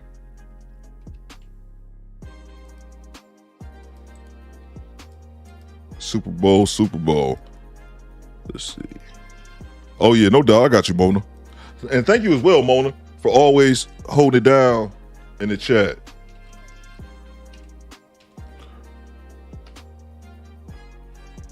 Definitely make sure you guys go follow. Let's see. Brandon says, I don't have no stake in the game either way, man. I'm from Detroit, and the goddamn Lions will never make it to the Super Bowl. So, and if they did, I'd be disgusted if they did, because they're gonna lose. But no, the Lions would never get there. But I root against. Oh, I'm gonna tell y'all a secret. I'm gonna let y'all in this. I've never told anybody this a day in my life and admitted to it. I secretly root against the Detroit Lions. I want them to lose every goddamn week. If my Detroiters in here like, Theo, what are you talking about? There's a reason for it. Here's the reason. One, I ain't shit. That's kind of obvious. But the secondary reason I root for the Lions is because I'm doing it for your own good. I'm doing it out of spite to make you a better person. Hashtag do better. Because rooting for the Lions is a waste of time. They're going to be terrible. It's certain franchises that's just been terrible since the start. And the Lions haven't won a playoff game since the 90s. And they think they've only been like a handful of times in the 2010s. In the 2010s, they've only been like a handful of times, and they lose in the first round whenever they play. So I don't despise the Lions. I despise Lion fans, and I rub it in their face every single time that they lose. Because why do you do it to yourself? You've watched this movie before. You know how it ends. What is going on? But y'all let me know. Real gangsters are CEOs and politicians. Bang! Bang! It's good. I just hate that tough. Man, dudes are tough. They tough. They don't gotta wear don't have to constantly regurgitate it. Like they said, like LeBron. I rock with LeBron, but I remember for a long time LeBron was on this I'm a leader shit. I'm a leader. Like I'm a leader and all this kind of shit. I personally didn't like that LeBron didn't speak out against the shooting of Tamir Rice back in the day in Cleveland. I'm completely off the subject, but that happened in Cleveland, and LeBron could have made the biggest noise about that, and he didn't. He chose not to, which you can't make everyone fight every fight. But one thing about LeBron is that he would always do like this leader. I remember one time with the Lakers, he changed this might have been during the bubble when they had the bubble down there in Florida during the COVID-19 outbreak, where he had the Lakers jersey and he had to change the leaders on there. And it's just like I said the same thing I'm saying about her. I said about LeBron. Real dudes who are leaders don't have to be said, or like sports teams, or we'll keep it in the sports realm where guys talk about it's my team, it's my guys. I've seen like Paul George do that a few times. I think he might have been in Indiana at the time, but it's like if you're a leader, you don't have real leaders lead. They don't have to tell people, hey, I'm the leader, I'm in charge. That's not how it is, man. People naturally follow. Lions and Cowboy fans are delusional. Facts, Scott-free facts. And real quick before we get out of here, my buddy I went to school with, I've never been to a Lions game before. Why? I've never been to a Lions game in my life. Why? I've been to a ton of Pistons games. But anyway, my buddy in high school, him and his dad were season ticket holders. And it would be every week, man. Every week he'd be talking shit on Friday about what the Lions go do. Because I watched basketball growing up. That's another reason. I was a huge NBA fan, didn't really watch the NFL. But he'd be talking shit about the Lions every Friday about how they gonna win. And then Monday come to school, be in a funk, mad as hell on Monday, a day after they took an L. And it would happen so much, but I'm like 17, 18, we in high school. I would just say to him, why you put yourself through that? And this is 18-year-old Theo, don't know nothing about nothing, but I had already figured that out. Like, dude, why do that to yourself, man? And then I don't know if you guys watch ESPN, but Bomani Jones, then I heard him talking about it years later, talk about getting off that narcotic, and it was the exact same concept that I had already came up with by myself that someone else had came up with. Apparently, we're more alike than not. And he was saying the same thing. Why do y'all do this to yourself, man? Talking about, I think his was the Atlanta Falcons. Talking about the same thing, man. Lions gonna lion, man. Street I'm dead. You best, buddy. You got it on lock. Appreciate you, bro. Oh yeah, no doubt, man. Yeah, man. Anybody can sign up, man. I appreciate you guys, but it ain't no big thing, man. The simple fact that it took me a long time for my channel when my channel started to grow. I remember I was at 11,000 subscribers, and I just couldn't believe it, man. This goes back to what Mona D said about your channel growing. I could not believe I had 11,000 people, sub to my channel. I'm like, and for a minute I almost wanted to quit. Like, you get this thing, like, it's weird. It's something that you just go through it. I've heard other YouTubers talk about it because you think like it's kind of surreal. It take me a while to get used to like my channel's growing like that, man. But I appreciate it, man. I appreciate all you guys spending your time with me. You could be doing it. You could be spending this time doing much more productive things. Hopefully you can listen to me while I be productive. We can do two things at once over here. I appreciate all you guys. Lion May, Barry Sanders, and Megatron retire early. Facts. Bang! Bang! It's good. And that's brought up, but it's not brought up nearly as often as it should be. And I know Megatron's still around too. Well, I think they both still in the city. I say that like I've never bumped into either one of them. But yeah, but Megatron, that dude don't ever talk. So I would never waste time being a sports spectator. I have a life to live and plan. It's good to have fun, but I'm not going to waste money on corporations. Shout out EH. Here's the deal. It's funny you said that because I used to be a huge basketball fan. Up until I loosely follow the game, but I was one of those dudes, watch every game, go to the stadium, all that kind of shit. But as I've gotten older, I realize, and there's no offense to anybody that's big into sports, but I rarely watch sports anymore. I don't even give a damn about the Super Bowl. Because one thing that I figured out about myself, not knocking anybody who does, me being into sports brings nothing to me. Like, it does nothing for me like financially. Like, me spending so much time being devoted, I could spend that same time working on content or any other endeavor. So that's my thing with sports. I feel like sports is cool. It's something. I don't like it when people take it to the extreme where, like, if their team loses, it puts them in a bad mood. I think it's counterproductive to be invested in something to that magnitude if it doesn't bring you joy all the time or nearly all the time, at least in my opinion. But I don't think there's anything wrong with it. That's why I don't like that aspect of people who root for it to the point where their mood is dictated by how well said team is doing. If that makes any sense. I don't know if it makes sense. But personally, I'm not into it as nearly as much as I was. I was a hardcore basketball fan, but when I turned around 30, I was just like, why, man? Like, I gained nothing from putting all that energy into it. I used to love the NBA since Laser Pants back in the day, Michael Jordan days. I don't watch anymore. And I tell you this, man, I had an old man moment a few years ago. When was that? I should Google that. NBA All-Star game. NBA All-Star game. I probably could have asked y'all, had one of y'all look it up, but NBA All-Star game, New Orleans. What year was that? 2017. And I used to love All-Star Weekend. Ever since I was a kid, man. I remember being a kid watching it in the late 90s or the mid 90s, man, with who's that guy? I can't remember the point guard, Brandon Terrell for the Cleveland Cavaliers. Anyway, my whole point is that I used to love the All-Star game and all that kind of stuff, man. And I remember I watched that game, so that was back in 2017. I just looked at it, and it was atrocious, man. I remember Anthony Davis, he got the All-Star MVP, and I used to always think people were weird. They were always complaining about the NBA All-Star game. They're not playing any defense. They're not doing that. And I'm like, dude, it's an All-Star game. Relax. But that was the last All-Star game I watched, bro. It was just so atrocious. They weren't even trying. And all they were doing, because the game was in New Orleans, and AD was a member of the Pelicans at the time, they were just feeding him the ball. Like, they were just giving him the ball, and it wasn't any type of competition. I did not think that I was going to talk about random 6-year-old NBA All-Star game. Let's see. I think that sports and other things are just distractions. We really need to be focused in these crazy times. I'm not trying to be a buzzkill, but I live in a perilous place, and I like to make moves. Yeah, I mean, absolutely. I just gave my spiel on it. I don't think it's anything wrong with being into them. I don't think they should dictate your mood. I think that's a bit much. I think that's overboard. But at the end of the day, as far as sports, when I was younger, I could never understand a dude who didn't watch any sports. If a dude didn't watch any sports, I figured he was probably weird. Like, it was just something weird about him.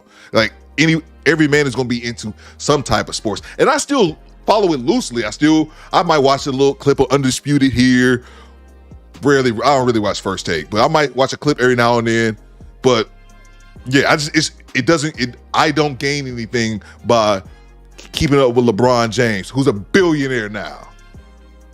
And I'm still a struggling streamer. That's another thing as well. But that's just people worried about celebrities, though. But I think this is the best dunker I ever saw. Facts, man. Facts. I miss Vince Carter breaking records. Yeah, man. Vince played for a long time as well. Vince played like 20 years? How long y'all think Bron gonna play? Did not expect his NBA talk. How long y'all think he gonna play, though? Let's see.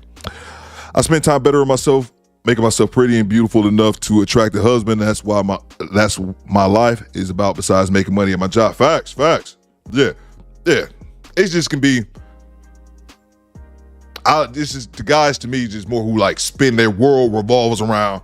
Oh man, I can't do that. No, I can't do that, man. The Lions is playing. Like, why are they gonna take an L? And when people root for bad teams, more than anything, if your team has been atrocious, if your team has been terrible, as long as you've been alive, it's probably a good bet they're gonna be terrible for quite some time after you're gone. But all right, y'all, I'm about to get out of here. We 3 hours in. I appreciate it. Thanks to all the new channel members, Janesta Coleman, Muslim Geechee, all you guys for being in here. Shout out to Daniel. Shout out to the UK. We've been getting some good content for there. And yeah, man, I'll catch y'all next time. Replay game.